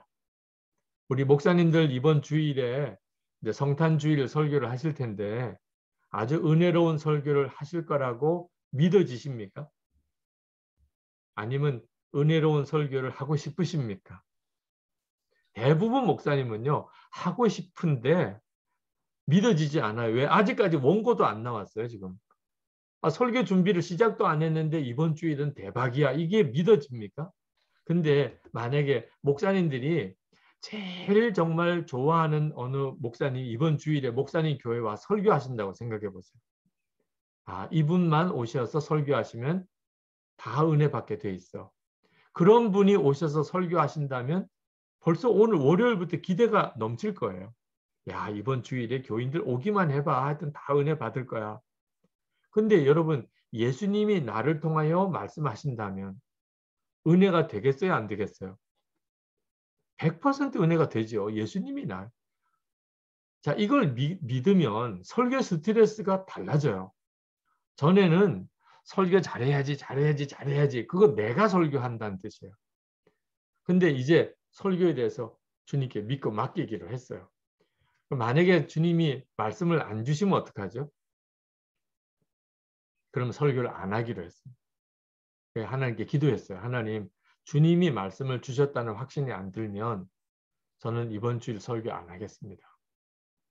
그러면 교인들이 더 은혜 받을 것 같아요. 제가 강단에 서서 설교 시작하면서 오늘은 하나님이 말씀을 안 주셔서 그냥 기도하고 마치겠습니다. 그러면 얼마나 예배 일찍 끝나요? 교인들이 제일 기뻐하는 것 중에 하나가 예배 일찍 끝나는 거잖아요. 아, 목사님이 오늘 설교 말씀을 안 주셔서 안 하신대. 아, 이렇게도 은혜 줄 수 있구나. 그래서 그렇게 하기로 결심했습니다. 토요일에 확신이 안 들면 저 주일에 설교 안 하겠습니다. 그런데 실제로 토요일에 확신이 안 들 때도 있었어요. 제가 12시까지 설교 준비하면 안 된다는 걸 알았어요. 주일에 이렇게 목사가 피곤기가 잘 있으면 은혜가 안 되잖아요. 사실 월요일 같은 경우는 뭐 어쩔 수가 없어도 주일에 성도들이 얼굴을 이렇게 볼 때 얼굴에서 이렇게 뭔가 이렇게 참 목사의 얼굴에서 광채가 나야 이거 은혜가 되지. 목사가 너무 피곤해 해도 그것도 쉽지 않더라고요. 그러니까 토요일에 일찍 자야 돼요. 그래서 제가 자기 데드라인을 적어도 10시에는 잔다. 그런데 10시까지 답이 안 오면 어떡하죠? 주님, 저 잡니다. 내일 아침에도 답이 없으면 저 설교 안 합니다. 이제 자기로 했어요. 그래서 토요일 10시면 무조건 잡니다. 하여튼. 근데 아직까지 한 번도 말씀을 안 주셔서 설교를 안 한 적은 없어요. 참 신기하게 주일 아침에 또는 자다가 그거였구나. 그러니까 말씀을 준비하다가 안 풀리는 거 있죠. 이거 도대체 어떻게 설명해야 될지 깨달아지지 않는 거. 이런데 이렇게 와요. 그래가지고 그걸 정리해서 설교하고 하곤 했어요. 그게 저에게는 굉장히 중요한 설교의 간증이 됐어요. 지금까지. 그래서 저는 부족한 게 많지만 주님이 하시는구나. 제가 한 20년 전에 설교했던 것을 지금 이렇게 보면은요. 부끄러워요. 이것도 설교라고 했나. 그때는요. 정말 잘했다고 생각했어요. 그래서 이건 보관해 둬야 돼. 나중에 또 한번 써먹을 때가 있을 거야. 그래서 설교 원고 보관해 둔 거 지금 보면 그때 교인들 진짜 불쌍하다. 이걸 설교라고 들었으니 이런 참 느낌이에요. 근데 요즘에 지난 한 10여 년 전에 설교했던 것을 제가 보면요. 내가 진짜 어떻게 이런 설교를 했지? 이런 생각이 들어요. 내가 이걸 어떻게 이런 설교를 했을까? 그건 진짜 주님이 그때 마음을 주신 거다. 이런 마음이 들더라고요. 자, 10분간 휴식하고 가겠습니다. 저만 계속 이야기하니까 이것도 쉬운 일은 아니네요. 네. 10분간 휴식하고 17분에 다시 시작하도록 그렇게 하겠습니다. 좀 쉬셨어요? 아니 유성 목사님 네, 저는 그렇습니다. 유성 목사님 부산 사람인지 몰랐습니다. 저는 저기 그래요? 네. 그 같은 동양인지 몰랐습니다. 목사님. 그러시구나. 저는 알았는데 반갑습니다, 우리 목사님. 홍 목사님이 부산 사람이신 모양이다 이런 느낌이. 우리는 홍 목사님 말을 잘 못 알아듣는데 목사님은 다 알아들으셨군요. 그래요? 네. 아유, 감사합니다. 뭐 제가 그냥 시간 되는 때까지 나누고요. 그리고 혹시 질문이 있으면 조금 보완하든지 하겠습니다. 제가 그 설교에 대해서 하나님으로부터 다룬받은 것 중에 제일 큰 게 설교를 이제 잘해보고자 하는 마음이에요. 이 문제가 해결이 안 되면 영적으로 이렇게 말씀이 막힌다는 것에 대해서 제가 깨달은 것이 제가 2014년도에 6개월 동안 안식월을 허락받고 6개월을 이제 안식년을 지냈는데 이제 문제는 복귀할 때였어요. 복귀할 때 엄청 마음에 중압감이 들더라고요. 그러니까 그 복귀하는 첫 주일 설교, 뭐 한 6개월을 준비한 설교예요. 그렇지만 막상 이제 한 주 앞으로 다가오니까 갑자기 이게 두려운 마음이 드는 것이 6개월 동안 안식년을 끝난 목사님의 첫 주일 설교에는 하늘에서 불이 임해야 되잖아요. 교인들이 그런 기대를 가지고 있지 않겠어요? 네. 아니 6개월 동안이나 놀게 해줬는데 이제 돌아와서 강단에서 설교한다. 그러면 정말 거의 엘리야 수준의 막 역사가 일어나야. 근데 아무리 내가 내 설교 원고를 봐도 그런 역사가 일어날 설교가 아니에요. 그러니까 막 겁이 나는 겁니다. 자, 6개월을 쉴 때는 좋았는데 이제 돌아가서 교인들의 기대에 내가 부응할 만한 그런 메시지가 내 속에 일어났나. 그 6개월을 안식년을 쉰다고 목사가 뒤집어지는 거 아니더라고요. 처음에는 뭐 안식년 시작할 때는 6개월 정도 내가 정말 기도도 하고 말씀도 준비하고 했는데 대부분 6개월 동안 놀고 지내지 이제 마치 방학 끝나는 아이 같은 이제 심정이에요. 근데 이게 어떻게 이걸 극복하나. 예, 막 무섭더라고요. 그 교회로 복귀해서 첫 주일 예배를 드리는 게. 근데 그때 기도하면서 하나님이 나에게 선명하게 주신 답이 왜 설교 잘한다는 말을 듣고 싶어 하냐. 와, 우리 목사님 6개월 안식년 끝나고 진짜 대단한 설교자셔. 그런 말을 듣고 싶어 하는 욕구가 제 속에 이 문제를 가져오고 있더라고요. 그러니까 주님이 주시는 말씀은 간단해요. 뭐 교인들이 반응이 어떻든지 상관없이 내가 전하라고 한 것을 너는 전하기만 하면 된 거야. 알아듣게만 전해. 그걸로 너는 내 소임을 다한 거야. 그래서 그때 다시 제 설교 원고를 봤어요. 그때 하나님이 제게 마음에 감동 주신 것을 저 나름대로 교인들에게 가장 이해하기 쉽고 알아듣기 쉽도록 그 내용을 정리를 한 거거든요. 그러면 된 거지 뭐. 그래서 이걸 교인들에게 잘 전하는 것으로. 그래서 평가는 주님이 더 잘 전했다. 그것으로 충분한. 그러고 난 다음에 마음에 엄청난 평안이 왔어요. 그 주일 첫 설교에 서는 것에 대한 중압감. 그 설교 잘한다는 평가가 얼마나 나를 그동안에 힘들게 했는가. 그리고 얼마나 말씀을 왜곡했는가 하는 것을 알겠더라고요. 그리고 하나님이 저에게 주신 이제 제 설교에 대해서 다듬으신 것 중에 하나가 설교는 근본적으로 나에게 하는 설교라는 거예요. 나에게. 회중에게 하는 설교가 아니고 나에게 하는 설교. 그동안에 이 점을 정확히 알지 못했기 때문에 제가 그동안 말씀의 맥을 정확히 못 잡은 거였어요. 그러니까 설교자는 그 설교를 듣는 회중 중에 가장 첫 번째 회중이 자기 자신입니다. 그러니까 이 말씀을 사실 내가 듣는 거예요. 내가. 그러니까 이걸 깨닫고 난 다음부터 제가 설교 준비하면서 울었던 적이 엄청 많았어요. 그러니까 마치 주님이 나에게 주시는 말씀을 제가 받는 것 같은 느낌이 드니까 막 정말 말씀 준비하다가 우는 거예요. 말씀 준비하다가 울고 회개하고 그리고 또 감격하고. 그러니까 회중이 뭐 설교에 대해서 어떤 반응을 하느냐 하는 것은 이제 그건 두 번째 문제예요.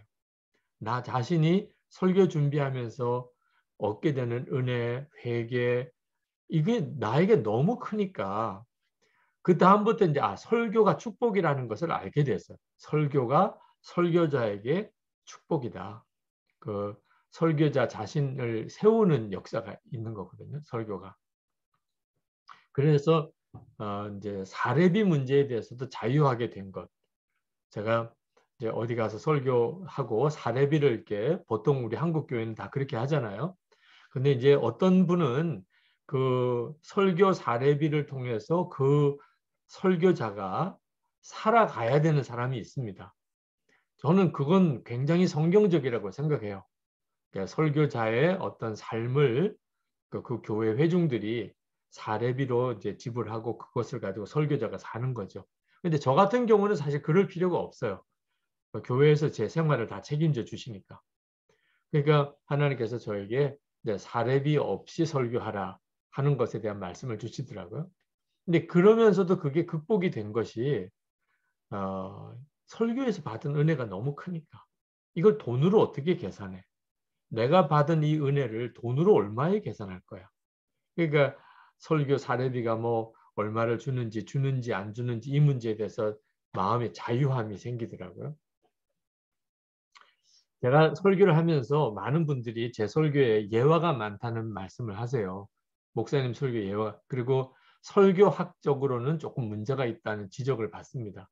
그러니까 설교에 예화가 너무 많은 것이 성경 자체를 말씀을 전하는 데 있어서 이제 좀 왜곡이 올 수 있다는 거죠. 충분히 저는 그 점에 대해서 이해가 되고 동의가 돼요. 그렇지만 제가 예화를 쓰는 이유는 아까 처음 말씀드린 것처럼 성경에 있는 그 내용을 1시간 동안 풀어서 설명하는 것과 그 내용을 실제로 살아낸 한 예화를 전하는 것 사이에 어떤 때는 예화를 택해야 될 때가 있더라고요. 그러니까 성도들에게 도대체 그 말씀이 무슨 의미가 있으며 어떻게 적용해야 되는지를 예화 하나로 딱 감이 딱 오게 하는 수가 있더라고요. 그래서 예수님께서도 이야기를 많이 쓰셨더라고요. 말씀을 전하실 때 실제적인 삶의 예화들을 경우들을. 그래서 이제 저도 예화를 쓰게 됐는데 처음에는 이제 독서를 많이 했어요. 좋은 예화를 찾으려고. 근데 어느 순간부터 진짜 좋은 예화는 제가 살아낸 이야기라. 그 사실을 깨닫고 그 동행 일기를 쓰면서 엄청난 예화거리가 생기게 된 겁니다. 그러니까 전에는 하루하루 지나면서 다 잊어버렸어요. 근데 이걸 일기로 쓰다 보니까 말씀에 적용이 될 제 삶이 너무너무 풍성하게 많더라고요. 그래서 이제 제가 예화가 없으면 일기를 쭉 읽어봅니다. 제 일기를. 그러면 정말 기가 막히게 제 삶에 연결된 이야기들이 있어요. 그리고 다른 목사님들의 일기를 또 장로님들의 일기를 댓글을 달아드리면서 굉장히 소중한 내용들은 제가 따옴표를 합니다. 제가 직접 경험한 일은 아니지만 아주 가까이에 있는 사람이 실제로 겪었던 일이니까요. 이런 내용으로 말씀을 이렇게 전하게 될 때 성도들이 그 말씀을 굉장히 쉽게 받아들이더라고요. 그래서 제가 그런 예화를 쓰는 거예요. 그리고 그 예화는 거의 제 자신의 예화죠. 자기 이야기를 많이 하는 것이 좋은 거는 저는 아니라고 분명히 생각합니다. 그러나 제 삶을 말씀으로 드러내는 어떤 증인으로서의 예화는 굉장히 중요하다고 생각해요. 예를 들어서 우리 목사님들 어느 선교사님이 오셔서 설교를 좀 해달라고 부탁을 하시면 목사님들은 어떤 걸 기대하시나요? 그 선교사님이 성경 강해를 잘 해주기를 기대하시나요? 선교사로서의 사역에서 경험하셨던 여러 은혜스러운 일들을 간증해 주기를 기대하시나요? 아마 틀림없이 부자입니다. 간증을 해주기를 기대할 겁니다.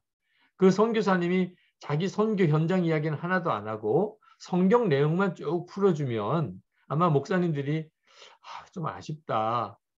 성경 강해는 잘하셨는데 선교사님이 그걸 어떻게 사셨는지가 궁금한데 이런 느낌이실 거예요. 교인도 똑같습니다. 우리 목사님들도 사실 어떤 의미에서는 선교사예요. 실제로 목사님의 삶의 현장에서 하나님의 종으로 와서 있는 그 교인들은 현지인들이죠. 그러니까 교인들이 목사님의 설교를 들을 때 기대하는 것은 성경의 바른 진리에 대해서도 분명히 기대합니다. 그런데 더 중요한 것은 그것을 목사님은 어떻게 삶 속에서 경험하셨나요? 그게 이제 제가 예화를 쓰는 이유고요. 그리고 제 예화를 많이 쓰는 이유는 항상 제가 저를 디스할 때 많이 씁니다. 근데 그 이유는 누군가를 이제 책망을 해야 되거나 잘못을 지적을 해야 될 경우가 있는데 이런 경우에 예화를 써버리면 엄청 시험이 돼요. 뭐 누가 장로님이 뭘 잘못했고 어느 교인이 뭘 뭐 부족하고 이런 내용들을 제가 설교 때 써버리면 이건 엄청 부족해요. 근데 제가 잘못했다는데 뭐 할 말이 있어요? 제가 문제가 있다는데. 그러니까 저를 제물로 삼아요. 제가 이렇게 엉망이었습니다. 제가 이렇게 부족합니다. 그런데 하나님이 그런 은혜를 저에게 주셔서 깨우쳐 주셔서 제가 회개했습니다. 돌이켰습니다. 그건요, 교인들이 오히려 은혜를 받아요. 그리고 제 이야기니까 뭐 누가 뭐 나중에 가서 시험 들었다 말았다 말할 것도 없죠. 그래서 이제 제 이야기를 이제 예를 들어서 교인들이 어떤 잘못을 책망해야 되거나 할 경우에는 저 자신의 잘못을 예를 듭니다. 하나님이 저에게 주신 또 중요한 거 하나는 예수님을 증거하는 설교를 하라는 거예요. 그 예수 동행 운동의 중요한 메시지죠. 지금도 우리와 함께 계시는 예수님을 증거하는. 그리고 이제 성경을 제가 보니까 모든 성경은 예수님을 증거하고 있더라고요. 그래서 어떤 본문을 설교를 해도 예수님을 증거하는 설교를 하게 되는데, 지금 현재 사회는요, 설교 잘한다는 의미의 왜곡이 있어요. 우리 목사님들 다 설교 잘하기를 원하실 텐데, 어쩌면은 이 시대 정신이 설교자도 마치 어떤 연예인과 같이 그런 왜곡을 일으켜요. 그래서 설교를 잘한다는 게 인기인처럼 됩니다. 저도 이제 유튜브 조회수가 많고 뭐 이런 것 때문에 이제 계속 이런 이제 노출이 이제 기독교 언론에 이렇게 노출이 돼요. 근데 그건 저에게 있어서는 참 난감한 일이에요. 이게 굉장히 저 자신을 굉장히 참 내적으로 힘들게 만들 수 있는 문제니까요. 근데 실제로 많은 목사님들에게 있어서 어쩔 수 없이 인기 설교자가 되고자 하는 욕구가 있습니다. 이왕 설교를 하는데. 근데 이게 왜 왜곡이냐면 그 좋은 설교자의 성경적인 이미지를 봐야 돼요. 구약 시대 때 좋은 설교자의 성경적인 이미지는 예언자입니다. 하나님의 말씀을 그대로 담아서 전한 사람이잖아요. 예언자. 자, 이 예언자가 지금 인기 설교자와 같을까요? 절대로 그렇지 않습니다. 예언자의 두 가지 요건은, 하나는 진짜 말씀을 들었냐, 두 번째는 그것을 있는 그대로 목숨을 걸고 전했냐는 겁니다. 이 두 가지가 예언자의 요구되는 거예요. 지금도 설교자는 사실 이게 원한입니다. 당신이 진짜 주님으로부터 말씀을 들었냐, 성령의 감동으로 말씀을 들었냐, 그리고 돌 맞을 각오하고 그걸 전하고 있냐. 그러면 이건 성경적으로 좋은 설교자예요. 또 하나가 초대교회 설교자들입니다. 초대교회. 그때 초대교회도 설교자가 있었겠죠. 근데 그 초대교회 설교자에게 회중들이 기대하는 게 뭐죠? 뭐 재미있게 설교하고 뭐 유머도 있고 뭐 달변이고 그런 걸 기대했을까요? 주님이 그 자리에 임재해 계심을 말씀으로 드러내 주는 겁니다. 주님이 우리와 함께 계시던 것을 설교자가 말씀으로 드러내는 거예요. 그러니까 말씀이 주님의 임재를 드러내는 겁니다. 우리와 함께 계시구나. 주님이 우리와 함께 계시구나. 그게 그 설교자에게 모든 것입니다. 그게 되는 설교자는 좋은 설교자고, 사실 그가 설교는 잘했고 본인이 뭐 대단한 설교자시구나. 그런데 실제로 그분을 통해서 주님의 임재가 드러나지 않았다면 그는 정말 뭐 형편없는 설교자인 거예요. 근데 지금 현재 우리 시대에는 주님이 임재해 계시는 것을 드러내기보다 설교자 자신이 드러나기를 더 원해요. 이게 참 심각한 문제예요. 그러니까 제 설교에 은혜를 받으셨다는 분들이 왜 그럴까? 저는 사실 솔직히 제 설교에 뭐 지금도 여전히 자신이 없습니다. 하나님이 저 같은 사람을 설교자로 쓰실 수밖에 없으시니까 쓰시는 거지, 제가 설교자의 모델이 된다고 할 수는 없는 사람이거든요. 그런데도 설교 조회수가 많은 이유가 뭘까? 딱 하나라고 생각이 들어요. 제가 끊임없이 예수님을 계속 증거하니까. 지금도 우리와 함께 계시는 예수님을 계속 증거하니까. 그러니까 교인들이 제 설교를 들으면서 자기와 함께 계시는 예수님을 다시 한번 더 알게 되고 확인하게 되고 바라보게 되거든요. 그러니까 주님이 은혜의 그분이시잖아요. 그러니까 주님이 제 설교를 통하여 성도들을 만나 주실 수 있는 가능성이 많은 설교를 하고 있는 거죠.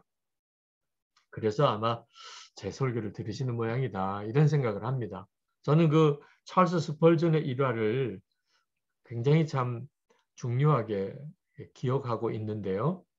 그 미국에 있는 목사님들이 그 영국의 이 교회 탐방을 다니던 게 유행이던 시절이 있었습니다. 찰스 스펄전 목사님이 목회하실 때 미국의 목사님들이 이제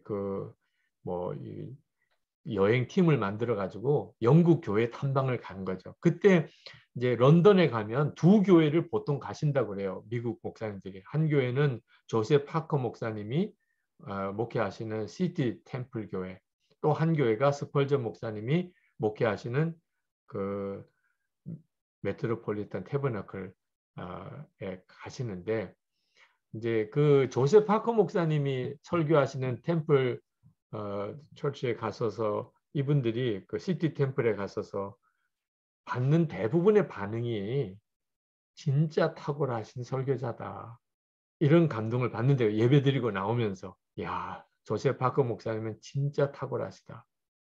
근데 스펄전 목사님이 목회하시는 그 메트로폴리탄 터버너클에 가서 예배드리고 나오면서는 정말 예수님은 위대하신 분이시다.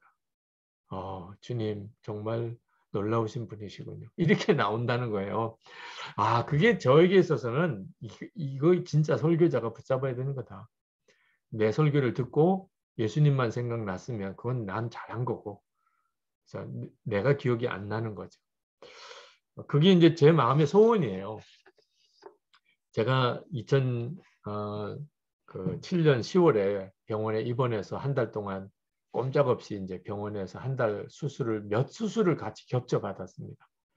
이해가 잘 안 되는 일이고 약간의 오진도 있었다고 생각이 드는데, 하여튼 그때 고생을 많이 했어요. 근데 그 2007년부터 제게 설교에 대한 요청이 폭주를 했습니다.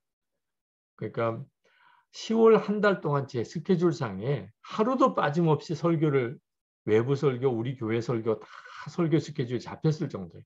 한숨이 날 정도였습니다. 9월에. 그런데 한 번도 못했어요. 그러니까 10월 1일에 제가 입원을 해서 한 달 동안 내내 입원해 있고, 이제 11월, 12월 다 취소하고, 그리고 한 3개월 뒤에부터 이제 교회에서 정상적인 제가 설교를 했는데, 그때 하나님이 저에게 주신 말씀이 뭔가 이게 하나님의 뜻이 있다고 생각이 들어서 이제 병실에 혼자 있을 때 기도하는데 이제 갑자기 이제 방언으로 기도를 하게 되더라고요. 근데 뭔지 마음이 막 뜨거운데 방언으로 기도하니까 무슨 내용인지 저는 모르잖아요. 근데 막 그렇게 눈물이 많이 나고 기도를 막 하게 되더라고요.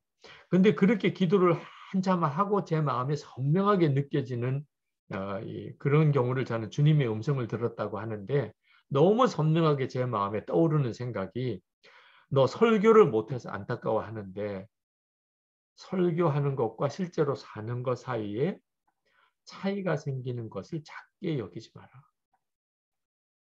그때 정말 제가 엄청난 사실 충격을 받았어요. 사실 제 마음에 아무리 제가 설교자지만 설교한 대로 100% 어떻게 사나, 이제 그런 생각이 있었어요. 뭐 제가 설교한 대로 못 살아도 성경에 있으면 설교를 해야지. 이제 그게 저 나름대로 변명이었는데, 그때 하나님이 설교한 대로 살아야 되고 설교한 대로 살지 못하면 설교하지 말아라. 이거 작게 생각하면 큰일이 난다. 근데 사실 그 2007년부터 한국 교회에 유명한 목사님과 교회에 스캔들이 막 일어나기 시작합니다. 물론 그 전부터 사실은 내재가 되어 있었어요. 알던 사람들은 다 아는 내용이지만 이제 일반 언론에 터뜨려지고, 이제 그 시발점이 됐던 사건이 그 샘물교회, 이제 그 타지키스탄에 아프가니스탄에 이제 선교 여행 갔다가 순교자가 생기면서 이제 사회적인 이슈가 막 생깁니다. 교회가 막 문제가 많은 집단인 것처럼 막 그런 식으로 공격을 받죠. 근데 그때 한국 교회가 이 종이 호랑이가 됐다는 걸 우리가 체험하게 됐어요. 아무런 힘이 없었어요. 사실 선교 간 건데 그게 무슨 죄 지은 것도 아닌데 엄청난 죄인인 것처럼 몰리는 상황에서 한국 교회가 무슨 말을 해도 사회가 안 받아주는 거예요. 이제 진짜 이제 이상한 사회가 됐다. 근데 그걸 이제 마치 확증이라도 해주듯이 목회자들이 막 그 유명한 목사들이죠. 그런 목사님들의 스캔들이 막 터지기 시작하면서 걷잡을 수 없이 이제 한국 교회가 내적으로 막 무너지는 일이 벌어지게 된 거예요. 그때 얼마나 제 마음이 두려웠는지. 왜냐하면 그 말씀이었거든요. 설교자가 자기가 설교하는 것과 실제로 사는 것 사이에 틈이 생기는 것을 그냥 용납한 거예요. 어쩔 수 없다. 이게 얼마나 무서운 결과를 가져오는가 하는 거죠. 그래서 그때부터 예수 동행 운동을 하게 된 거예요. 본격적으로. 왜냐하면 주님을 바라보지 않으면 사실 설교자가 설교한 대로 어떻게 삽니까? 그래서 그때부터 이제 거의 뭐 목숨같이 주님 바라봐야 되겠다. 내가 주님 바라보는 삶이 실제가 안 되면 나도 설교하고 그대로 못 살고 이런 모순에 빠지게 되고 그게 나중에 언젠가는 큰 이제 문제로 터지게 되고 결국 나도 그런 주인공이 될 수밖에 없다. 그래서 이제 주님과 동행하는 운동을 하게 된 겁니다. 그리고 이제 교우들에게 실제로 그렇게 살도록 권하게 된 거죠. 저는 이제 설교하면서 마음의 간절한 소원이 그 생수의 강이 속에서부터 흘러나오리라는 말씀이 내게 이루어지기를 기도를 했어요. 하나님, 이왕 제가 설교자가 됐는데 제 속에서 생수의 강이 흘러나오는 것 같은 역사가 좀 일어나면 좋겠습니다. 그 다 우리 목사님들 황홀한 사실 꿈 아닙니까? 우리가 설교를 하는데 은혜가 막 생수의 강처럼 흘러나와서 많은 분들이 은혜 받으면 얼마나 좋아요. 이게 한국의 부흥의 시대 때 일어났던 일이잖아요. 근데 그런 설교를 좀 해보고 싶었어요. 근데 그게 안 되는 거예요. 마음은 간절해도. 근데 왜 안 되는지를 제가 알았어요. 그 이유가 뭐냐면 하나님이 은혜를 신랑같이 주실 때 신랑같이 전하고 샘물같이 주실 때 샘물같이 전하는 것에 대해서 철저하게 훈련이 안 되니까 하나님이 저를 강같이 은혜를 쏟아붓는 일에 쓰시지를 못하는 거예요. 제가 전도사 때부터 설교는 30분은 해야 되는 줄 알았어요. 은혜는 한 5분짜리밖에 안 됩니다. 그런데 설교집이나 뭐 이런 거 뒤적거리면요. 30분 설교는 만들어요. 하여튼 어떻게 해서든지 30분은 설교해야 되는 건 줄 알았어요. 이게 얼마나 잘못 훈련 받은 건지. 그러다 보니까 은혜 받은 거, 은혜 내가 받지 않았던 은혜 남의 거 베껴서 어떻게 해서든지 하여튼 30분 설교는 해요. 그러니까 어떤 문제가 생기냐면 하나님이 내게 진짜 어떤 은혜를 주시는지 내가 모르는 거예요. 내가. 그러니까 은혜를 막 뒤죽박죽 섞어요. 그래서 우리 부목사님들과 전도사님들에게 설교를 꼭 길게 하려고 하지 마시라고 부탁을 해요. 그냥 은혜 주신 대로만 하시라. 꼭 하나님이 은혜 주신 게 아니면 안 해도 된다. 뭐 5분 설교가 더 은혜로울 때가 있다. 그 어느 목사님이 큰 교회에서 설교하실 때 그런 참 유명한 일화가 있습니다. 그 산에 올라가서 저는 오늘 세 가지 대지로 우리 그 이재인 목사님 세 가지 대지 설교에 대해서 제가 디스하는 것 같아서 좀 죄송한데 하여튼 그 목사님의 예화예요. 제가 세 가지 대지로 오늘 설교를 하겠습니다. 그랬더니 회중들이 이제 하품을 하더래요. 왜? 늘 목사님은 그렇게 설교를 했기 때문에. 그래서 이제 첫 번째 대지는 지금 이 순간에도 세상에는 약 20억의 사람들이 굶주려 죽어가고 있다는 것입니다. 교인들의 반응이 시큰둥했어요. 왜? 뭐 그런 식의 이야기는 여러 번 들었기 때문에. 그랬더니 설교자가 이어서 두 번째 대지는 이겁니다. 그때 회중들이요. 다들 고개를 번쩍 들더래요. 왜? 두 번째 대지가 너무 일찍 나온 거예요. 보통 첫 번째 대지로 설명이 한참 가고 한 10분쯤 가고 그 다음 두 번째 대지가 나와야 되는데 첫 번째 대지가 나온 지 바로 두 번째 대지는 이겁니다. 그러니까 교인들이 이게 뭐야? 그러면서 이제 고개를 들더래요. 그랬더니 설교자가 잠시 멈추었다가 두 번째 대지는 여러분 중 대부분은 이 사실에 조금도 관심이 없다는 빌어먹을 사실에 있습니다. 그러니까 회중들이 막 웅성거리기 시작한 거예요. 두 번째 대지가 일찍 나온 것도 충격이지만 어떻게 설교자가 회중들에게 빌어먹을 이라는 이런 식의 막말을 할 수 있을까? 그게 막 회중들에게 막 너무 충격인 거죠. 그리고 세 번째 요지는 이렇습니다. 오늘날의 크리스찬들의 진정한 비극은 20억의 사람들이 굶어서 죽어가고 있다는 말보다 설교자가 빌어먹으리라는 말을 했다는 것에 더 많은 관심을 보인다는 것입니다. 그리고는 강단에서 내려왔어요. 이거 엄청난 충격입니다. 그러니까 사실 그 메시지가 사실 설교자가 하나님이 전해줘야 될 메시지잖아요. 그 양문석 목사님이 처음에 질문하신 것처럼 진짜 성도들에게 따끔하게 말을 해줘야 되는데 문제는 알아듣게 그 말이 이렇게 딱 와닿게 해주는 일은 그게 이제 설교자가 해야 한다는 거죠. 근데 이게 길게 설교를 해야만 꼭 그렇게 되는 게 아니라는 거예요. 짧게 그냥 하나님이 주셨던 영감을 그래서 우리 부목사님 전도사님들에게도 마지막에 가서 히트 뜰 생각하지 마시라. 요즘엔 특히 온라인 시대라 처음에 설교가 시작했을 때 그때 좀 지루하면 벌써 다른 목사님 유튜브로 넘어가 버린다. 그러니까 보통 이제 교회 와서 설교 들을 때는요. 어떻게 해요? 처음에 지루하더라도 중간에 나갈 수는 없잖아요. 그러니까 그냥 계속 듣다가 마지막에 가서 막 은혜로운 말씀이면 은혜 받고 가요. 근데 요즘엔 그게 불가능합니다. 요즘에는 온라인으로 딱 들어와서 느낌이 안 좋으면 벌써 딴 목사님 설교로 들어가 버려요. 그래서 이제 결론에 뭐 은혜 끼치려고 하는 거 있으면 시작부터 하시라. 시작부터. 그래서 듣고 보니까 이 목사님 말씀이 마음에 와닿네. 그러면 이제 계속 듣는 거고. 지금 시절은 하나님이 주셨던 그 핵심만. 그게 5분이면 5분, 10분이면 10분.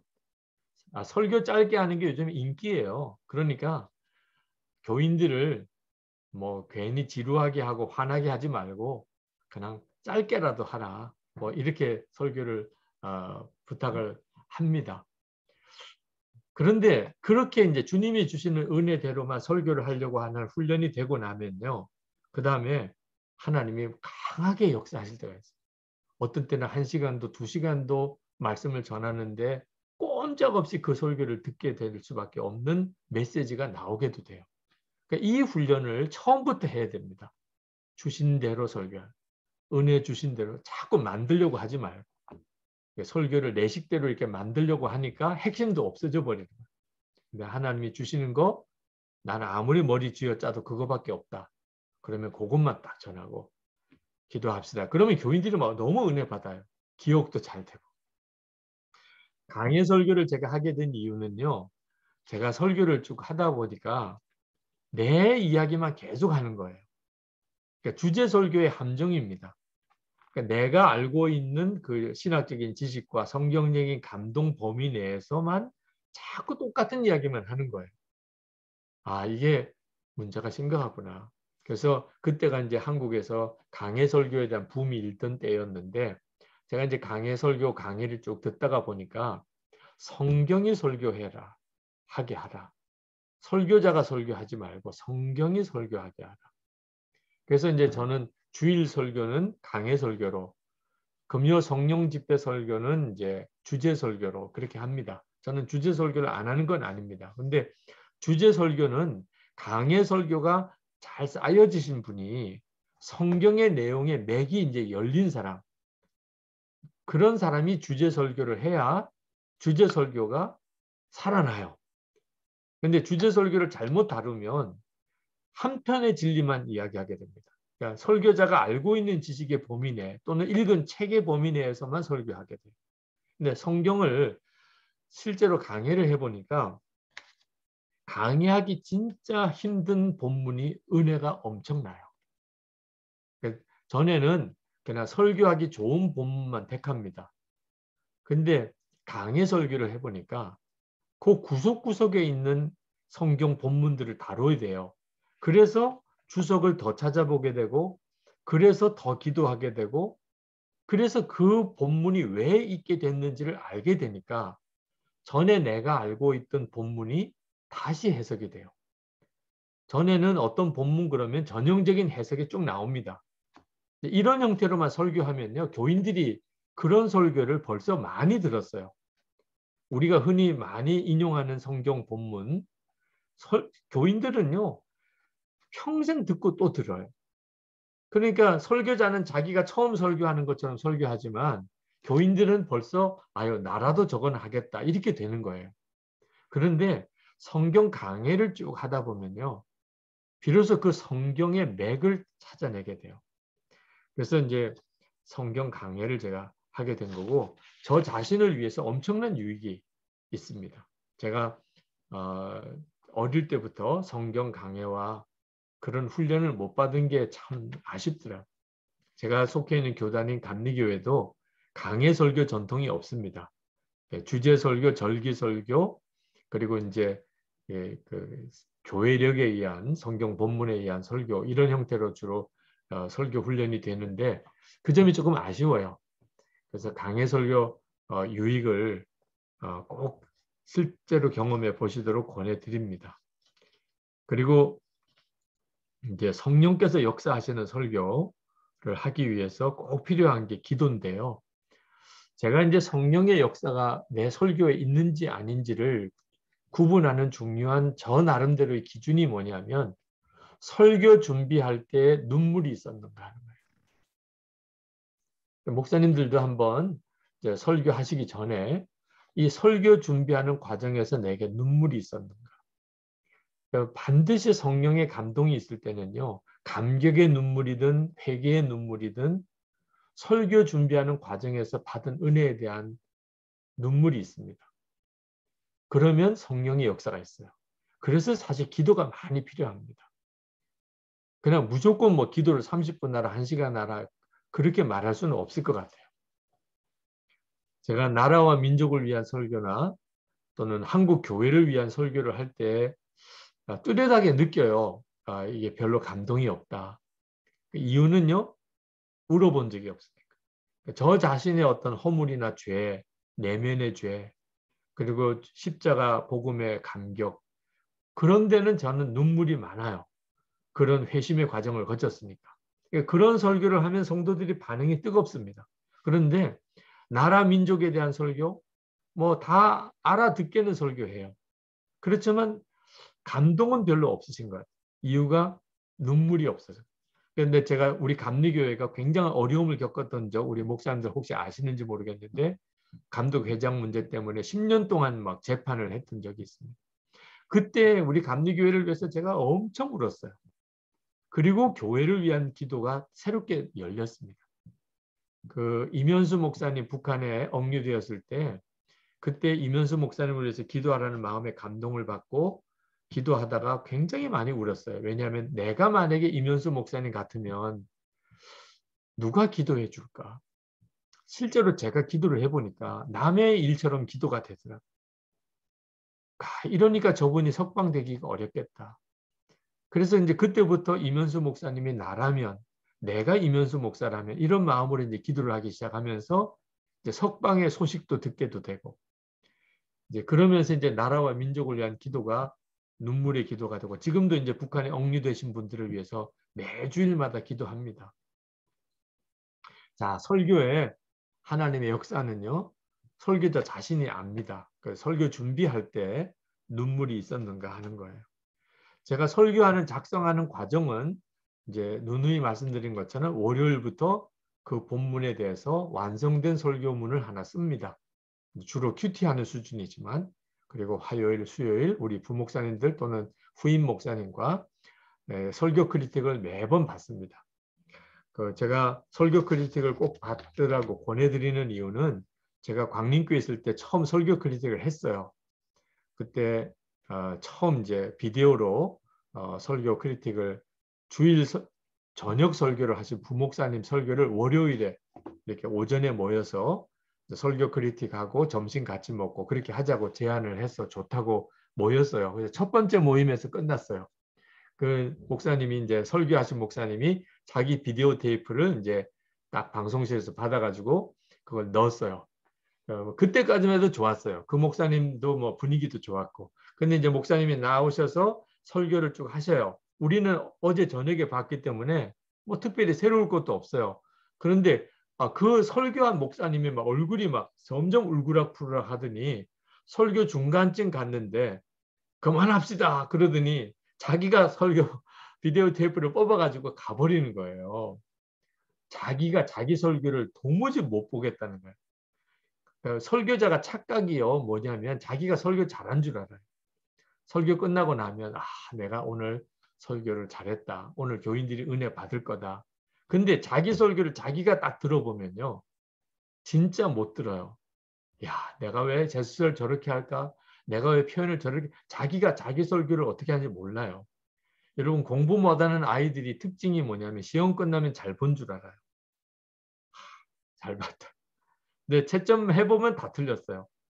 그러니까 시험 공부 잘하는 애들의 특징이 뭐예요? 시험 끝나면 망친 것 같아요. 왜? 하나 틀렸거든. 틀린 것만 생각나요. 근데 나중에 다 해보면 그냥 하나 틀리고 2개 틀리고 1등이래. 근데 본인은요, 너무 시험 못 봤다 그래.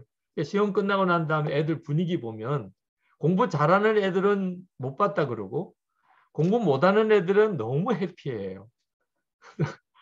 뭘 잘못했는지를 모르는 거죠. 그래서 제가 우리 부목사님들 설교 크리틱 할 때 다들 괴로워하시더라고요. 사실 설교자가 설교하기 전에 내 설교 원고를 아내에게도 안 보여주잖아요. 이 청기 누설이에요. 이건 뭐 남이 알면 안 돼. 근데 이러니까 설교 끝나고 난 다음에 반응이 안 좋은 겁니다. 근데 설교 크리틱 해보면요. 처음에는 막 화도 나요. 내가 어떻게 이게 받은 메시지인데 막 비판적인 이야기가 나오면 그거 받아내기 쉽지 않아 하더라고요. 근데 그렇게 들린다는데 어떻게 그렇게 들린다는데. 그래서 다시 그 내용을 점검하고 수정하고 그 다음에 가서 이제 설교를 하면 와, 참 부목사님인데도 말씀이 좋구나. 이런 반응을 해요. 우리 교회 11시 예배 설교가 부목사님이 하거든요. 주일 설교가. 저는 7시, 9시, 1시 설교를 하고 11시 설교를 부목사님이 했어요. 지금은 이제 후임 목사님이 오셨기 때문에 제가 1, 2부, 후임자가 3, 4부 이렇게 바뀌었지만 근데 11시 예배를 해내시더라고요. 부목사님들이. 한 3,000명 가량이 계속 그 3부 예배 때 나오세요. 11시 예배 때. 그건 이제 설교가 은혜가 된다는 뜻이죠. 그러니까 크리틱하는 과정을 통해서 얼마든지 그 부목사님들도 좋은 설교자가 되시더라고요. 제가 설교자가 되면서 결론적으로 제가 고백하는 것은 설교자가 힘들지만 설교자로서 제가 살았어요. 설교하면서 제가 살았어요. 사례를 못 받아도 설교만 할 수 있다면 설교 준비하면서 받은 은혜가 너무 크니까 사례 상관없다. 그런 마음이 들더라고요. 그리고 사례비가 없으니까 진짜 진지하게 설교가 되더라고요. 전에는 설교하러 갈 때 솔직히 사례비 얼마 주나 이런 생각이 나요. 그리고 이제 사례비를 주면 얼마일까? 왜냐하면 나에 대한 평가가 그 돈이에요. 그래서 어디서 뭐 아주 사례비가 너무 작게 사례비가 있으면 나를 요 정도밖에 인정 안 해주시나. 어디 가서 사례비가 많으면 와 나를 이렇게 대접해 주네. 완전히 돈에 나를 평가를 시켜버린 거죠. 내가 그렇게 되고. 근데 사례비를 안 받으니까 이제는 평가는 오직 주님이 기뻐하셨냐. 그리고 회중들이 은혜 받았냐. 그것으로 끝난 거예요. 그러니까 말씀을 준비할 때도 정말 진지하게 말씀에 내 스스로가 말씀에 대할 수도 있었고. 그래서 그렇게 설교가 저를 만들어 온 거예요. 자, 제 설교에 대해서 그냥 대략 한 2시간에 걸쳐서 이야기를 드린 거네요. 대략 말씀을 드렸습니다. 자, 목사님들의 혹시 질문 또는 피드백이 있으시면 듣고 제 이번 학기 강의는 마무리를 해야 될 것 같습니다. 혹시 질문이 있으신가요?